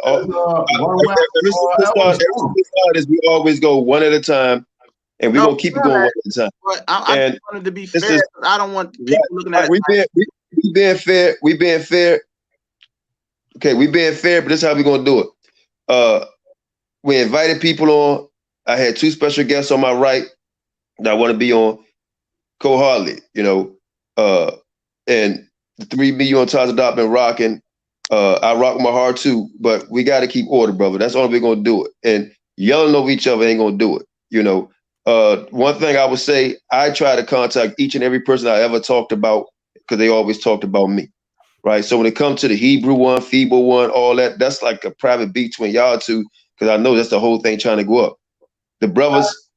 My thing is, we gonna talk about him. We can talk about everybody. Talk about me. You know what I'm saying? But we can't be yelling over each other. Everybody can have the opportunity to speak, but we can't yell over each other. If you talking and somebody want to come in a little bit, I say, okay, go ahead and say what you guys say. I'm not going to just cut them off and just keep on talking. You know what I'm saying? If I'm talking right now, somebody say, oh, Qanath, I'll say, okay, go ahead. You know what I'm saying? You're just gonna keep on and keep on. That's an argument. So once you say what you had to say, then don't go on and on. They like interrupt a little bit. That's part of going back and forth having a conversation. Just don't keep on. That makes an argument, right? But I'm gonna let 14 and 14. Jonathan say something real quick, and then Mahar, if you want to say something, we go back and forth, and we're gonna bring somebody else on because I'm not gonna go for the argument. We don't operate like that. We never operate on this program like that. I'm not gonna do it with all the argument. Man. It's not gonna happen. Go ahead, Jonathan and Mahar. You go ahead. Listen, we talking about the One West. Every camp that's on them street corners come from One West or come from that One West mind, right? Whether they call themselves ISUPK, Israel United in Christ, AOC, your camp, HOI, all of them come out of that One West mindset. They got their own particular camps, but a lot of you still thinking that One West mind. I'm gonna ask you a question, Ma, right now. Did AREA lie to you? Lied to me. Did he? I mean, I know he lied to me. Did he lie to all of our people that was in the school? It was no personal lie. No, did he lie? I'm gonna ask you a question. Did he lie? I mean, we still here, aren't we? Yeah. Okay. Then now I'm gonna ask you a question. Do you still believe in his teachings? Yes, I believe in the teachings that he taught. I don't believe in everything. Now check this out. You just said. Now check this out. He just said he lied. Now I'm gonna ask you a question. But listen, hold up, man. Hold up. If I know somebody lied to me, am I gonna trust anything that come out their goddamn mouth? Really? No. But you said the nigga lied to you, but you still trust in his word. So you a damn hypocrite, dude. Elaborate on that. You just said the man lied to you, bro. But you still trust in his damn teachings. That show you how simple your ass is. How long these simple ones will you love simplicity? You love this simplicity, bro. Go ahead, man. Get your point in. Did the feeble one lie? Have he lied? When he lied, he told me. He never lied about nothing. Listen, all he talking about them camps. He exposing them camps. He called it the alphabet boys. Talking about all them camps know each other. Lied. So I know you saw my videos bombing on his ass and his lies and hypocrisy. So you're telling me all the information I brought out was false. That's what you're trying to tell me. Okay then. We was elaborating on AREA, man. Lies and hypocrisy. I'm talking about AREA. Yeah, exactly. Okay. Let me say this. Let me ask you a question. Go ahead, man. Let me go on that focus. Okay. Everything that man taught was not a lie, first and foremost. Okay. And I'm not going to never sit here and let you sit there and bring that lie. Bullshit. That's a fucking lie. That's a fucking lie. Go ahead, man. Your homeboy. That fucking chart, nigga, is fucking bullshit. That would be a lie. For you to sit there and say everything the man taught is a lie, then don't read. Nigga. Let me tell you something. Don't read about nigga, you sucking on his dick, nigga? No. Are you? My nigga, are you serious? Are you in love with this nigga like you love a woman, nigga? Are you serious right now, my nigga? No. You gonna come at me with some homo shit, my nigga? Because you acting like the nigga. You acting like that, bro. Don't come at me like that, man. Nigga, please. Like that, man. Get your point in, nigga. Get your ass off this damn chance. You talk a lot of fucking shit, my nigga. Yeah, really? Really, nigga? When? See your bitch ass in New York, dog. Nigga, wasn't you on damn YouTube crying about the woman nigga left you, bitch? Wait. Nigga, please, shut your mouth up. You ain't nothing with a punk. Punk, nigga, please. No. Back chat, Shan. Back room. Yeah, we're gonna move that. Back room. Back. Gotta stay in the spirit. Gotta stay in the spirit. And I was trying to let y'all go, but y'all going a little too much now, man. Stay in the spirit, man. Too much, man. Y'all in another spirit now, man. Please. All right, let me say something, brother. Let me say something. We're gonna keep on going. We'll keep on going. Okay, cut. Let me go. Let me go. This is for 3 hours, man. I'm ready to get off this shit now, man. This shit is 2 hours. 2 hours, 40 minutes, man. I'm not trying to do another 4 hour live stream. These people, they probably enjoying this shit. Y'all want us to keep on. Put some ones in the goddamn chat and some likes up. If y'all don't want us to keep on, I'm ready to get the fuck off. I'm being honest. I'm tired, man. This shit is out here. Hey, look. Let me say this because I'm gonna speak, man. I'm speaking straight from the gut and from the spirit, brother. All right, and don't let nobody back on, Shaw, because I'm gonna tell her how it is, brother. And I love the brother, but my heart, you brought controversy on this program tonight, brother. Point blank, effing period. All the shows we had, we ain't never had it going like this. And this is not about the Hebrew one. That's something personal. Okay? The brother asked a straight up question, did the man lie? He said, yeah. He talked about, did the Hebrew one lie? Well, let's, and look, this is not taking side, this is being factual. Is the chart off? It's freaking off. Did the man say the world was coming to end in 2000? The world did not come to an end in 2000. The man said this guy, Jermaine Grant, was the God-sent comforter. Blasphemy. And this nigga's in jail, and you want to follow him. Okay? So when you have a man like that, and you got testimony on where a man, he actually lied on people and said this and the third, I don't follow a nigga like that. Point blank, period. That's right. Right? The scripture says this. When you start doing wrong, all your good shit that you done is over. right? And your prayers an abomination. So all your good works is over once you sin one damn time, all the good shit is over. That's it. That's scripture. All right. So if this man blasphemes the Most High, said this fat nigga is the God, the comforter, and you still want to defend a nigga like that? I don't care who it is, all four of us spiritual line, defend a nigga like that, something wrong with you. When a man told people that they was the world was coming to an end, and had other people believing that shit, and you don't find no fault in it, your ass is grass too. That's how we take it. Now I'm gonna go like this now. Take it how you want to take it. I'm against One West, period. Point blank, period. All right. And what I mean by against One West, I'm talking about false teaching. I'm against false Christianity. Anything that's false. When you got my people thinking people that don't even look like me, not going through none of the goddamn curses, saying they the people. When you trying to tell me Cesar Chavez came from Africa, Julio Iglesias was in a goddamn cargo slave ship, right? And people cake got turned. And I supposed to believe this?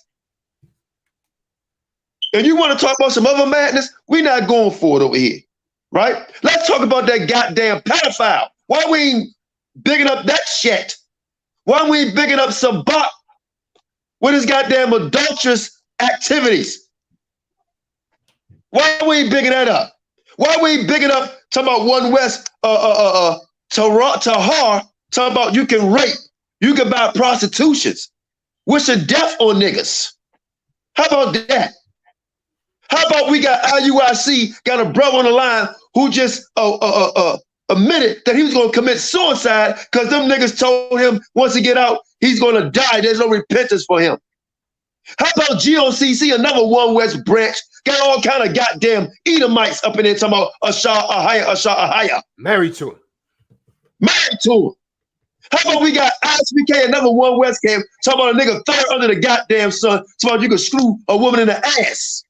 How about that? So F that One West shit. Right? All that good shit is over. Can I say something quick? I don't want to hear nothing about the Hebrew one. He ain't say none of them things I just said. Nope. If he say the true remnant, then goddamn it, if you from the true remnant, that's where you from. Period. How you talking about a leader, a fat ass leader? We talking about people, House of David. Talking about somebody goddamn being reincarnated. Talking about this nigga's King David. This nigga's Paul. This nigga John the Baptist. Peter, Moses. All these talking about One West doctrine. There is no One West doctrine. All that shit is confusion. Qanath's an Israelite. He not an Israelite. Virgin birth, not a virgin birth. Reincarnation, not reincarnated. So stop it. First, One West was Old Testament. Now it was Masonic. Which one is it? So now, brother, if you want to get off, we can get off. But I ain't gonna let nobody come on here and interrupt our program. This our platform. Ain't no, well, I'm glad Shashan moderator or this we can speak. No, can't nobody speak on this platform unless I say it or Shashan say it. Point blank, period. If you don't like, get the fuck off. That's it. This our platform. If nobody like, get your own. You ain't come over here to dictate nothing. So with that, we can go on 15 or another hour. It don't matter to me. But go ahead, Todd the Doc. You can say something, brother. And I just wanted to say, Revelations. I mean, because the good brother, Maharakar was saying that everything he wasn't saying was wrong, right? But once you start to lie, it doesn't matter because Ha Mashayach Yahawashi says in Revelations 3:16, because you're lukewarm, neither hot nor cold, you're going to be spewed out of the mouth. And so it is with AREA. So that's where he is, man. Doesn't matter if he told some truth. Once he started to lie, then your oil has gone out. You're not worthy to be followed anymore. All of your good deeds are forgotten. That's what the scriptures say, man. So that man is in a flush toilet. He's in a flush toilet, man. And for him to come back and then say this man is the Holy Spirit. to say the Taz of Doctor is the Holy Spirit, and he stood on stage and said that before right, hundreds, if not thousands of Israelites.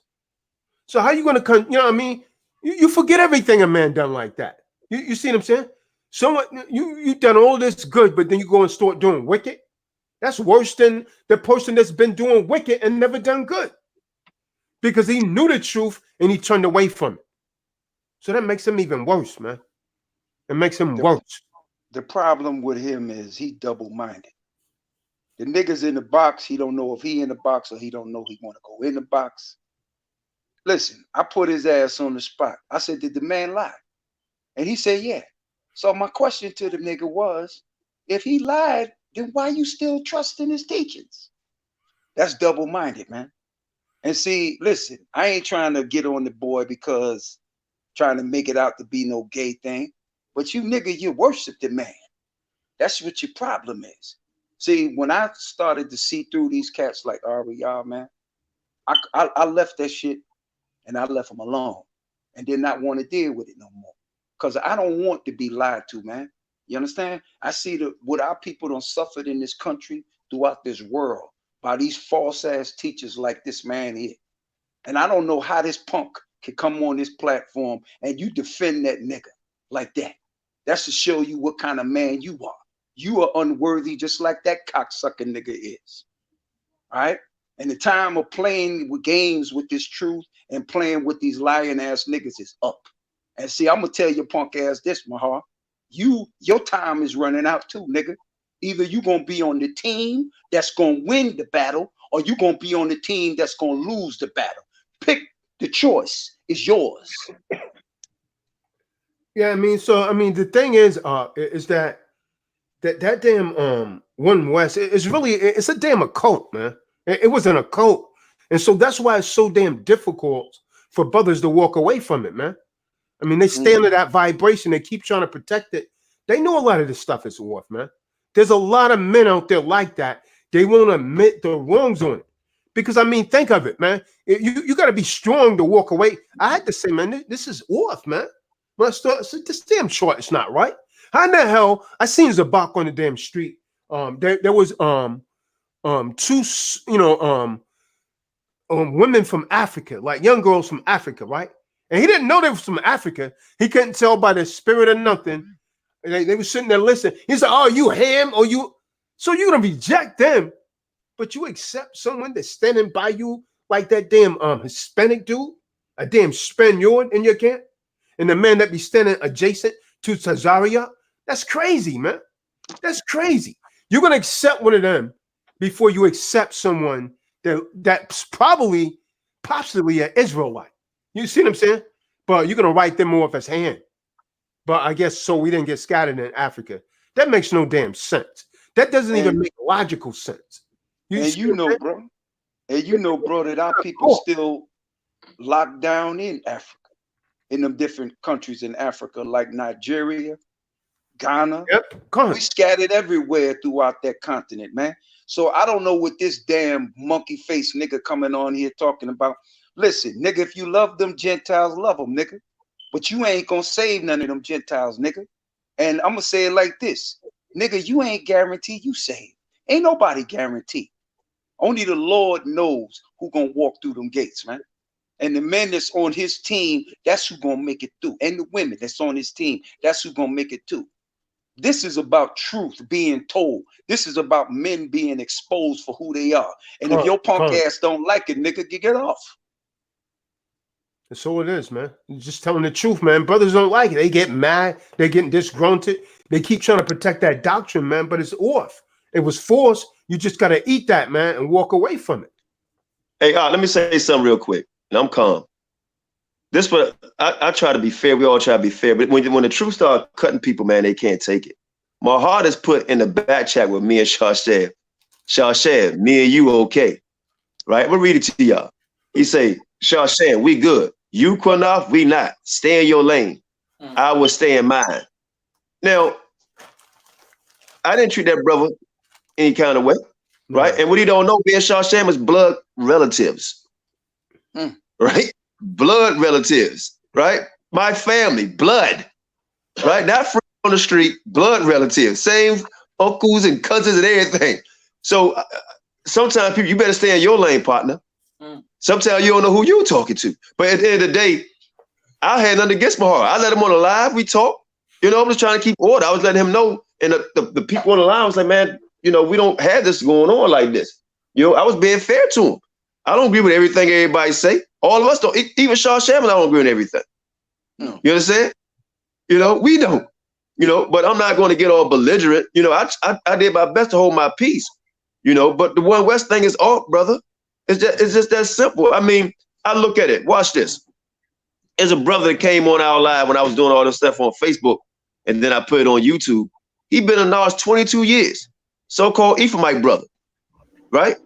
They say, I know he putting videos out talking about, man, they lied to me. I'm not Israel, right? And I interviewed him.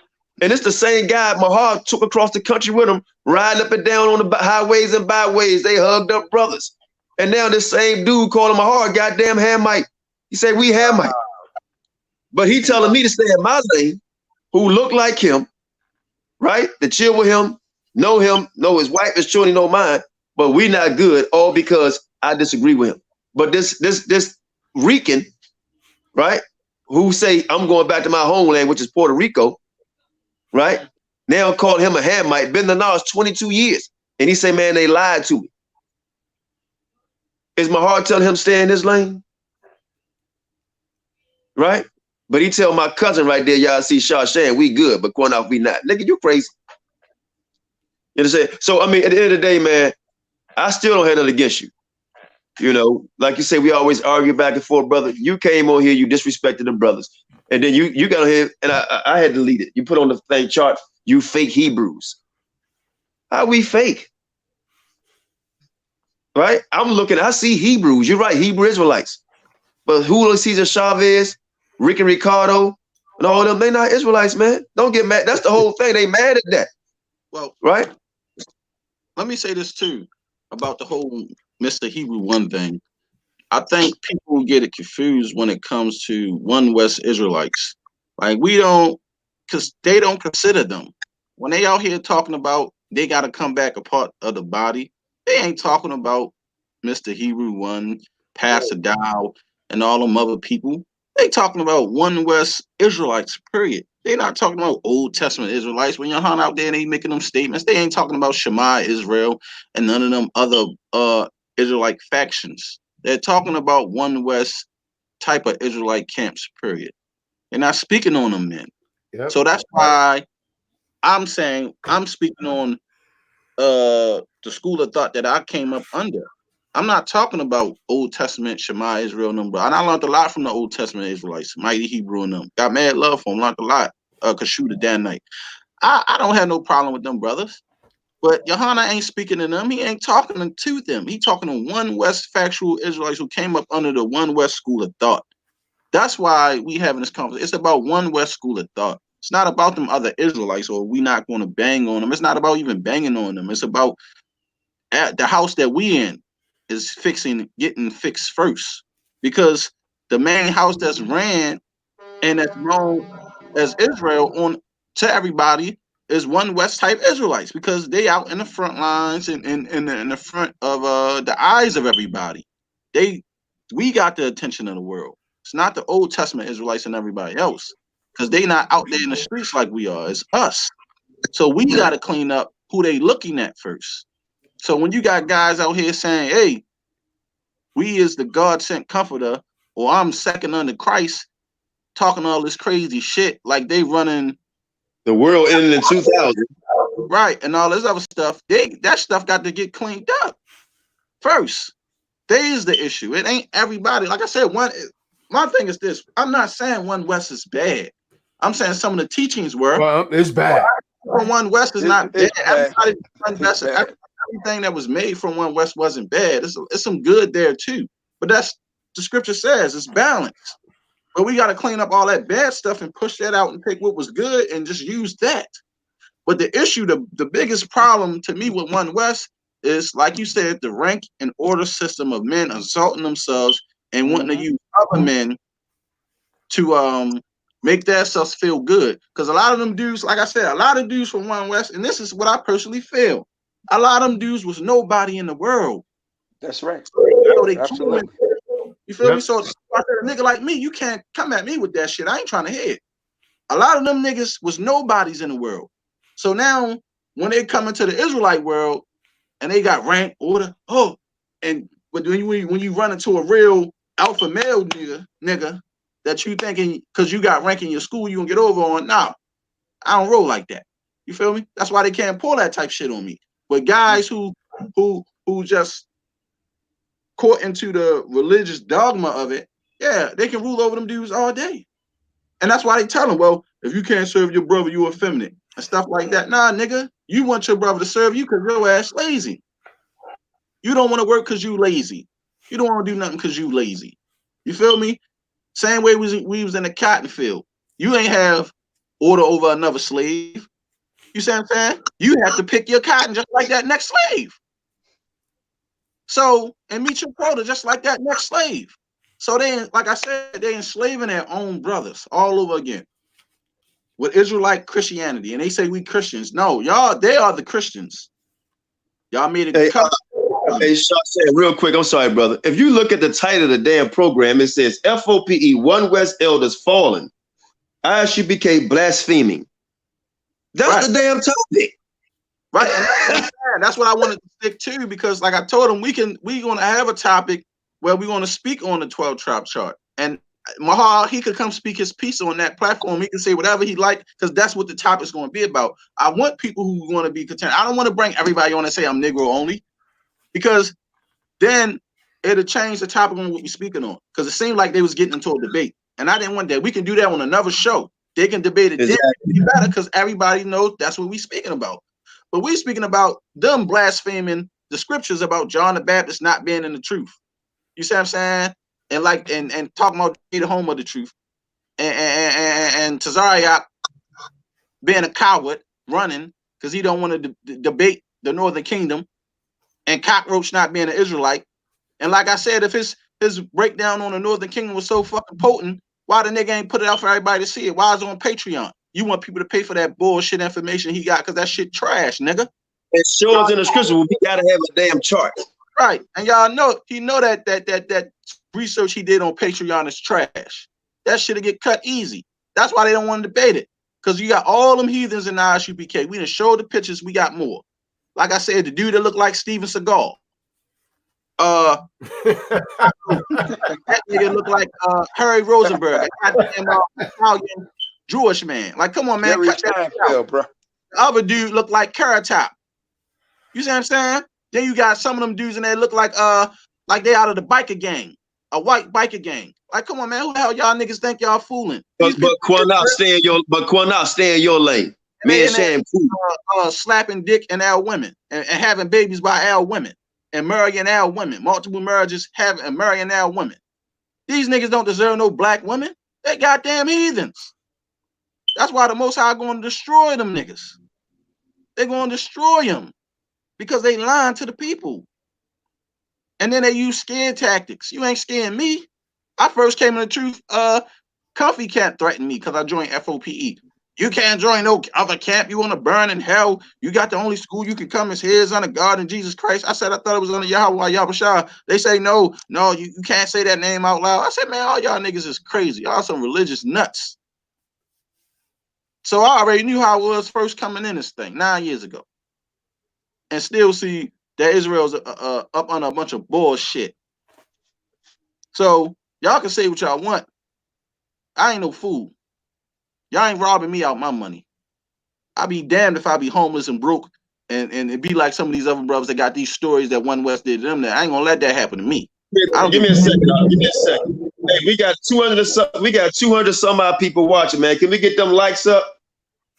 Can we at least get 100 likes? We got 200 some people. I told you, man. They spectating, brother. They not here for to like us. They here to watch, to see what we gonna say. I know there's a lot of them watching, a lot of the other camps watching. ISUPK and all them watching. Yeah, y'all niggas keep looking, because all y'all gonna do is watch, but y'all scared.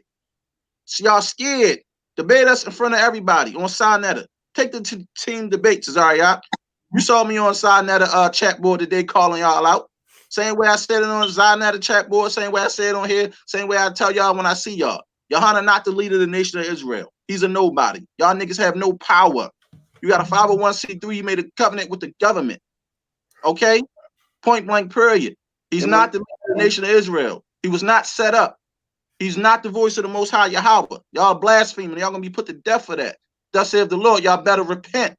Because y'all liars, y'all leaving the sheep astray. Y'all not the home of the truth. Okay? Y'all, there's no leaders in the nation of Israel. We're a nation in exile. So who the hell is the leaders then? You got people scattered around the four corners of the earth, but you got different assholes claiming that they lead the nation. And Yohana is one of them. So what about the brothers and sisters scattered over in Africa, South and North Central America, and all these other places who never even heard of fucking Yohana? They got Hey, Sean said, I'm sorry. Let Calvin Titus come on, brother. Put the chat up and let Calvin Titus come on. You know what I'm saying? So everybody got to gather unto Yohana. Who the hell is this nigga? He ain't no fucking body. That nigga take a shit just like me and any other man. Ain't no Israel around scattered around the four corners of the earth ain't looking for no fucking General Yohana. And is this nigga gonna gather the whole tribes of Israel from the four corners of the earth to come to the Passover? Exactly. I mean, please.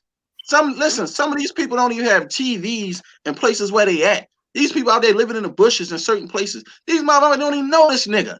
And I'm General Yohana, hog belly hippo type hippopotamus motherfucker. I don't even know this nigga. Talking crazy. And y'all believe that foolishness. And then get cried, you talking about my general. Y'all sound foolish, man. Y'all sound a bunch of damn women getting pimped by a grown fat ass man. Yohana is your niggas pimp, and he got you punk niggas on the street selling his bullshit for him. That's what you're doing. Listen, it's just like this. Y'all are whores. That's exactly what y'all are. And you doing the work for your pimp. Listen, Yohana don't got the keys to his house, let alone the keys to the kingdom. Somebody need to tell this nigga, look, nigga, you about to get whacked. And the Lord gonna be the one whacking your ass. It's gonna be a Michael Corleone whack attack on your punk ass. Because nigga, for you to run out here and claim that you second in command under Christ, nigga, who the fuck you think you is? Nigga, you just a poor ass nigga from the Bronx Zoo. Nigga, the Bronx Zoo, nigga. Because that's what you got.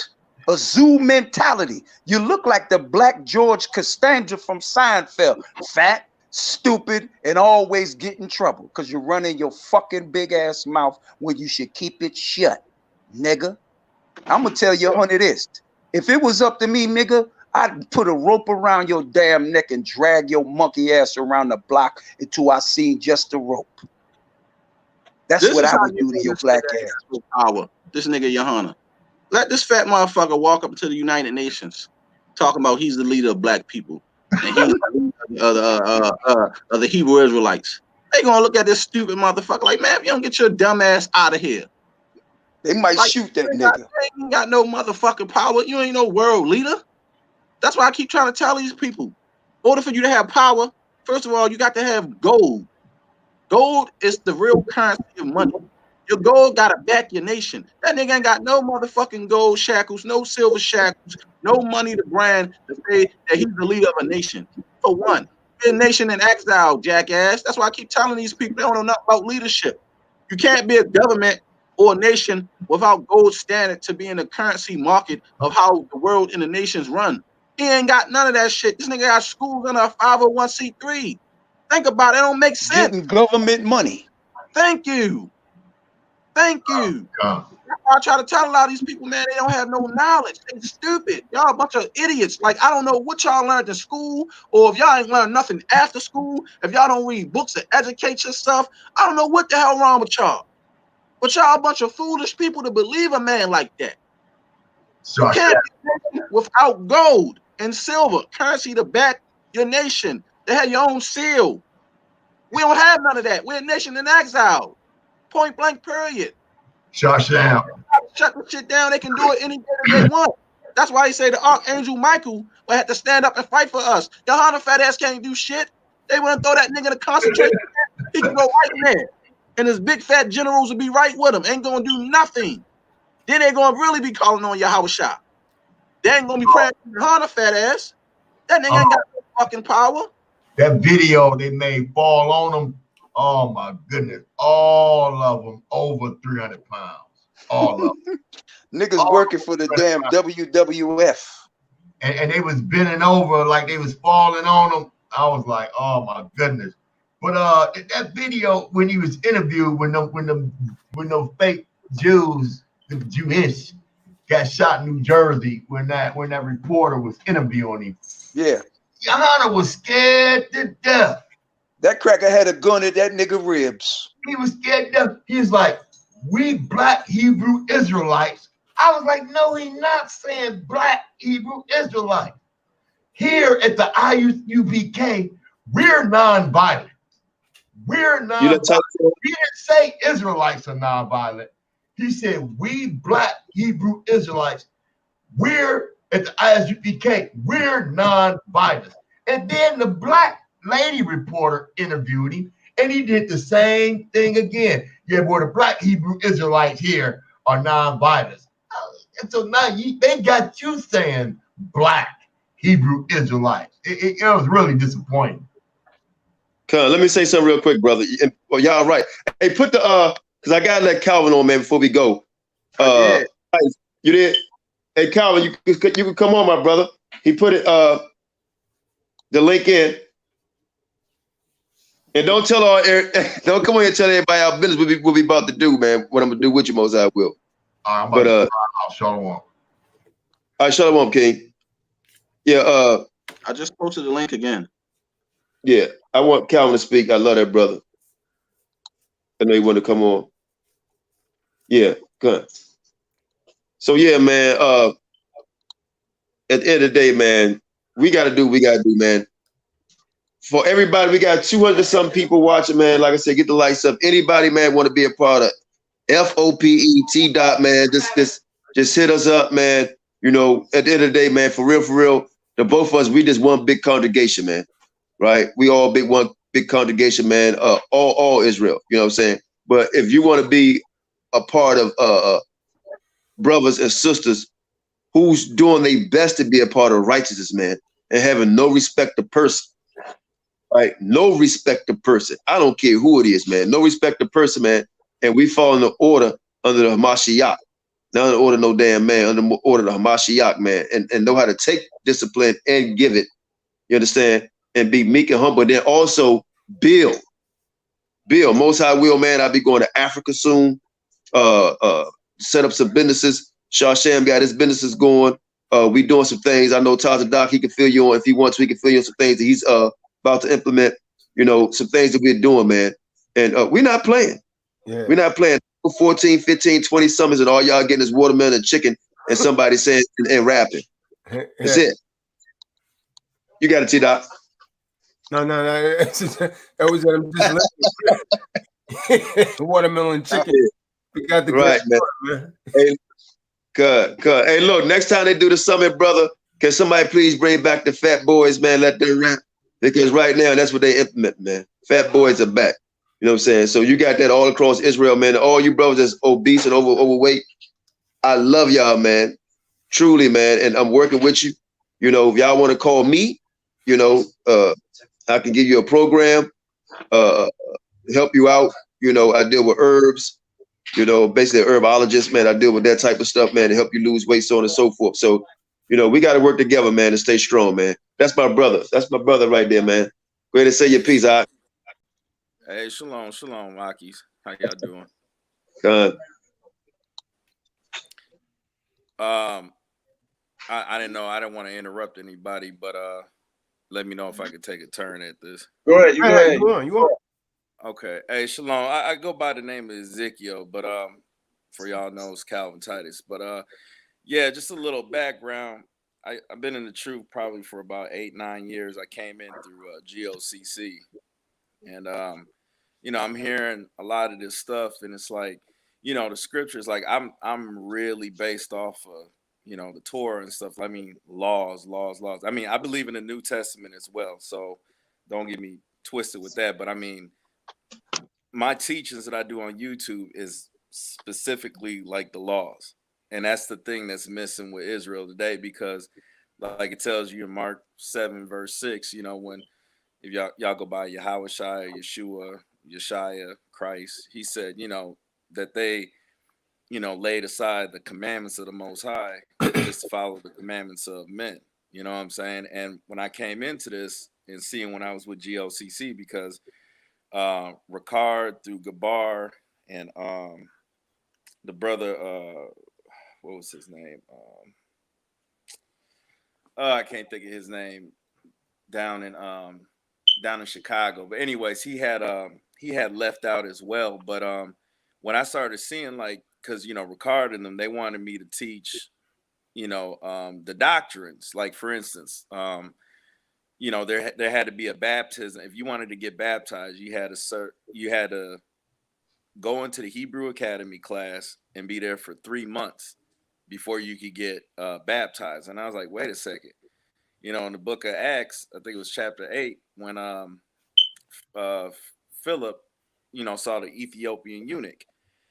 He was sitting on the chariot and he was reading the book of Isaiah and things. And then he asked them basically, is this talking about, is Isaiah talking about another prophet or himself?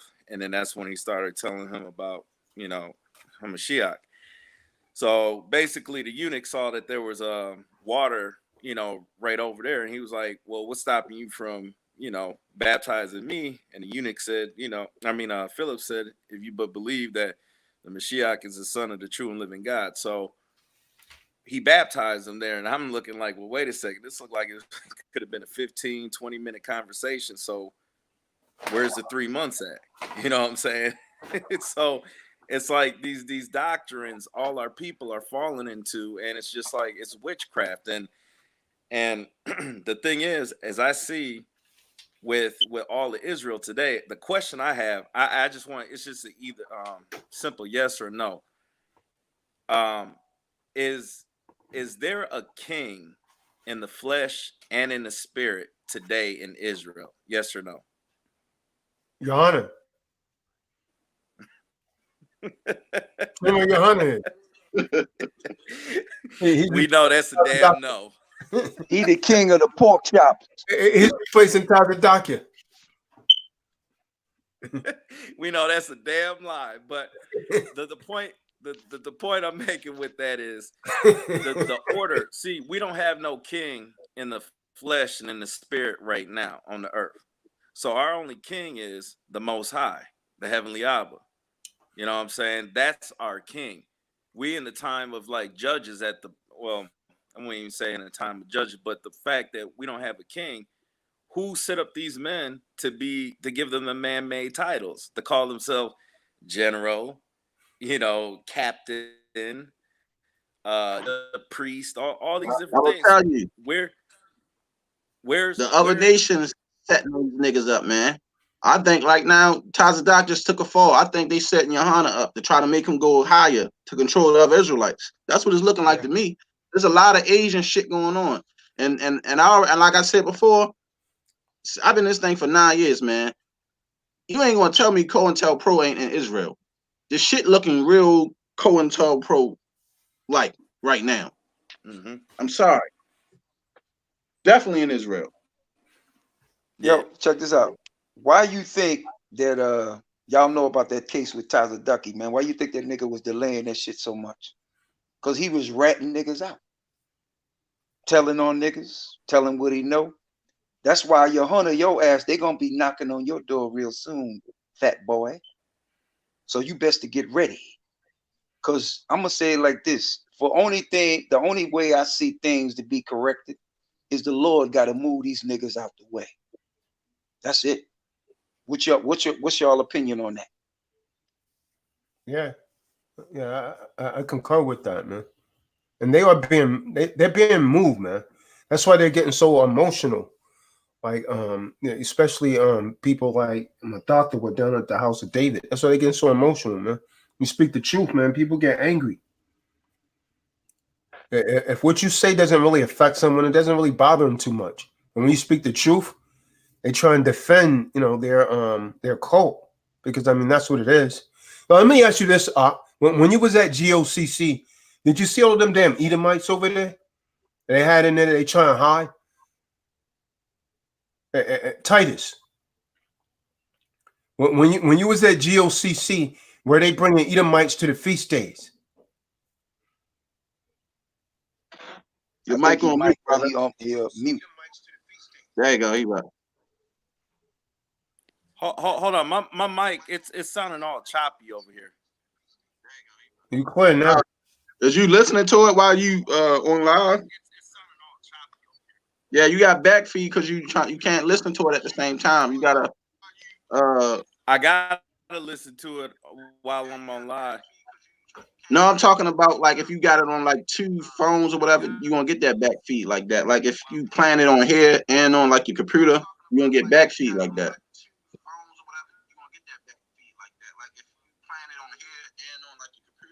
Yeah.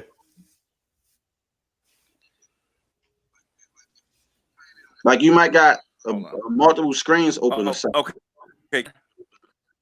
Yes. Yeah, we hear you fine. Yeah, you coming in really. When you're speaking to me, it's coming in really choppy and stuff. It's like all it's like it's buffering or something.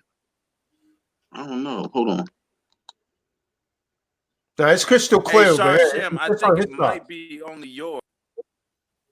Nah, it's on his side. It's just on his side because you're coming in crystal clear to me, Shem. I hear you real clear. He said everybody said I'm crystal clear on their side. And I'm looking at my internet. My internet's at 100% and I don't have no problem. Hold on 1 second. Let me try He something. might have a sound clear, me too. Sound clear, brother. Yeah, you're clear over here also, yeah. He might have a couple devices, so he's getting feedback. That's what I was saying. It ain't me. Maybe you got something else on. It could be your earphones too. Sometimes earphones do that. If you got on earphones listening. There's gonna be a delay.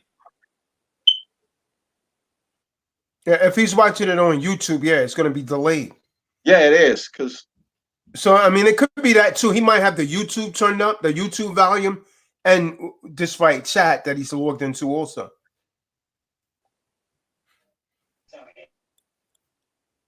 Yeah, you rookies got to get it together when you come on these lives, man. You rookies got to get it together. Let me drop out and then I'll try to come back in.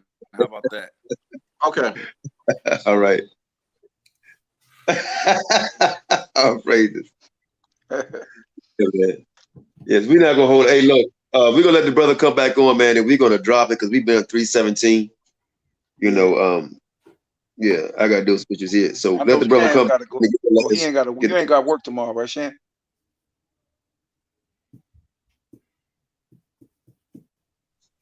Yeah, he got work tomorrow. Oh man.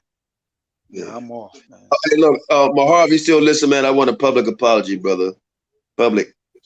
And you got, and I want you to put on some stilettos, man. Pink Panther dress, and toss some tamarines for put that wig on too, bro.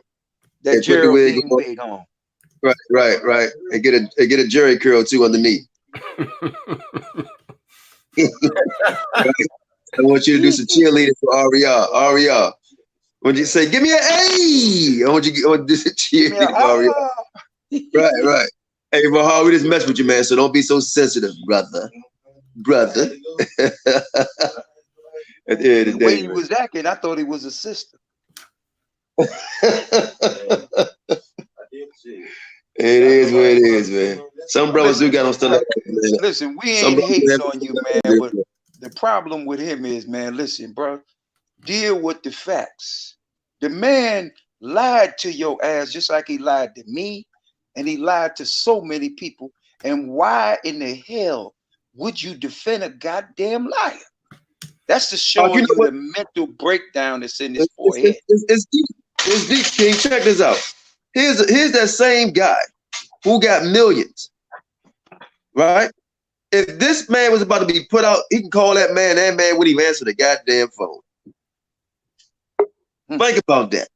Now, I bet, brother, a guy that you defended, if you ever was late with your rent or anything, you call that dude, if you even have his number, he won't give a 2 cents about you. Now, he told me that, he told everybody Jermaine Grant rolled past in a Maserati and kept it moving. A Lamborghini. He didn't even go to home. Said a Lamborghini, my bro. Lamborghini. Yeah, Lamborghini.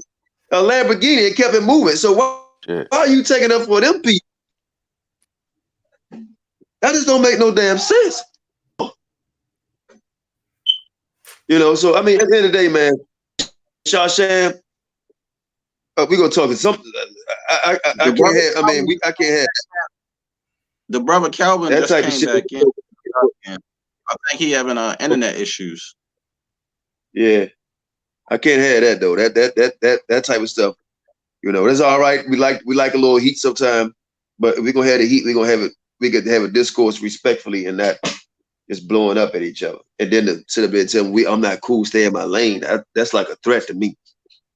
Shit. When the rain fall down too hard on me, I'm thinking Most High got something against me. You know, so yeah, man. Hey, look. So, hey, look, y'all get the last word, man. The brother, he must have internet issues, man. Again, hey, look, if y'all could donate to them niggas, man, put that donation back up, man, so we can try to make some moves. Get this Passover kicking off April 6th in Baltimore. You know, Negro only, right? Got to be a Negro descent to come April 6th.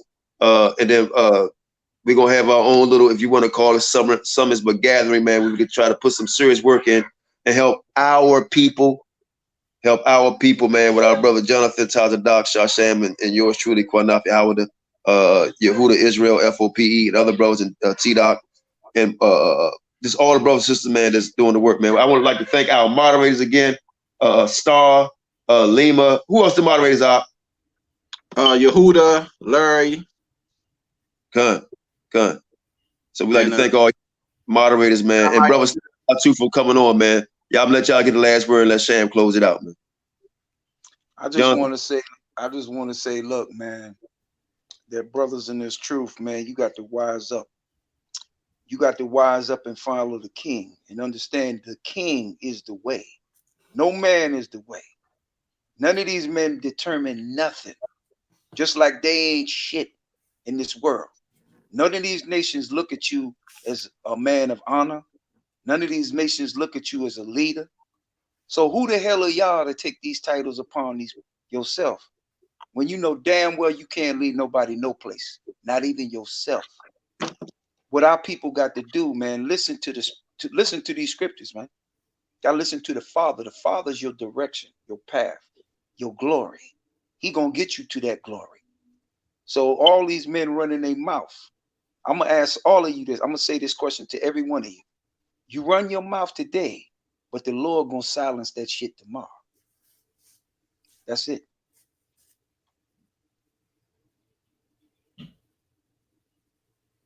Oh yeah. Tazadak, you want to say something? No, we good, man. I mean, you know, just, you know, if someone's wrong, I just think, you know, you just got to come to that conclusion and admit, hey, what I learned was wrong. The doctrine was off. You got to repent and move on. Otherwise, judgments come against you, just like the good brother's saying. And that's what's coming to a lot of these One West guys.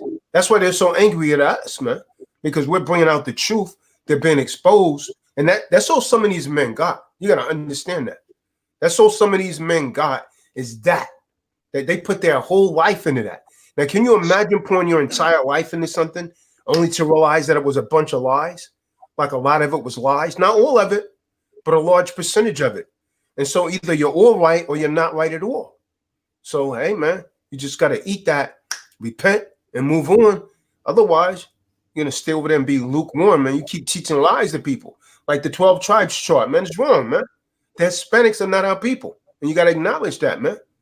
Otherwise, there's no way you can really come together. How the hell you can come together? Now, I've been waiting for them to debate us, man, because I have the artifacts. I have the books showing that those damn Native Americans had us in captivity, and some of the damn Hispanics had us in captivity. Those are not our people. When you go and look at the census reports, about 75% of those Hispanics list themselves as white, man. So, I mean, that's what it is, man. And so the truth is coming out. People are upset. But, hey, stay upset. The truth's still going to be the truth. The truth's never going to change. And it needs no apology, man. That's all. Done. So, Israel, I want to say thank y'all for coming. So this is going to be our show name now, F.O.P.E. Sunday Night Fire. That's what we call it now, F.O.P.E. Sunday Night Fire. So the next show, next Sunday, the topic is going to be the discussion of the 12-tribe chart. And hopefully Kahan Tazadak could come back, and we're going to discuss whether we need a 12-tribe chart or not, since everybody keep asking to produce a Negro-only chart. Well, we're going to discuss whether do we need a 12-tribe chart or not. So we'll get brothers. Let me say one thing. Yeah, and we're gonna break down Genesis 49:33. And we already heard brothers say things before. Oh, if you do it, we're gonna come and debate you, or we're gonna do this, and they always say it and never do it. They say, oh, you break down Hosea 7:8, and we're gonna debate you, and they never did it. Break down Jeremiah 12:9, and we're gonna debate you, and they never did it. Break down Ezra chapter 13, we're gonna debate you, and they never did it. They end up agreeing. So it's the same thing, man. You know, it's the same thing. So what I want to say is that next week, Sunday Night Fire, we'll start doing it a little earlier because we don't want to start late no more. So maybe around 8 o'clock, 8:30 for every Sunday, Sunday Night Fire. So the next week's discussion is going to be the 12-tribe chart, whether we need all Negro or one period, and we're going to have people on the panel who's for it and against it. That way to be fair and everybody can speak their piece on it, and then we'll invite people on who want to talk about it. Every Tuesday we have a class. Every Tuesday on this channel and on our other channel, we're going to consolidate it. Every Tuesday we have a class. And Most High will, right? If we can get everything, if it's not too cold, not too bad, we're going to have a live camp class in New Jersey. Not class, but live camp in New Jersey. Most High will. Right. So thank y'all for coming on. We appreciate everybody who stayed for the 3 hours and almost 30 minutes. I don't know, Tazadak, you think you're gonna be able to do that show next week? Yeah, come. Most all right. So Tazadak will be on the panel. Myself, Qanath, hopefully the brother Dawid will be back, and we'll be speaking on the 12-tribe chart. That way, it'll be talked about on that show and not this show. So we can have it done. So with that, Israel, we want to say Shalom, Most High bless. We love y'all. Be safe. Shalom. Shalom. Shalom. Shalom.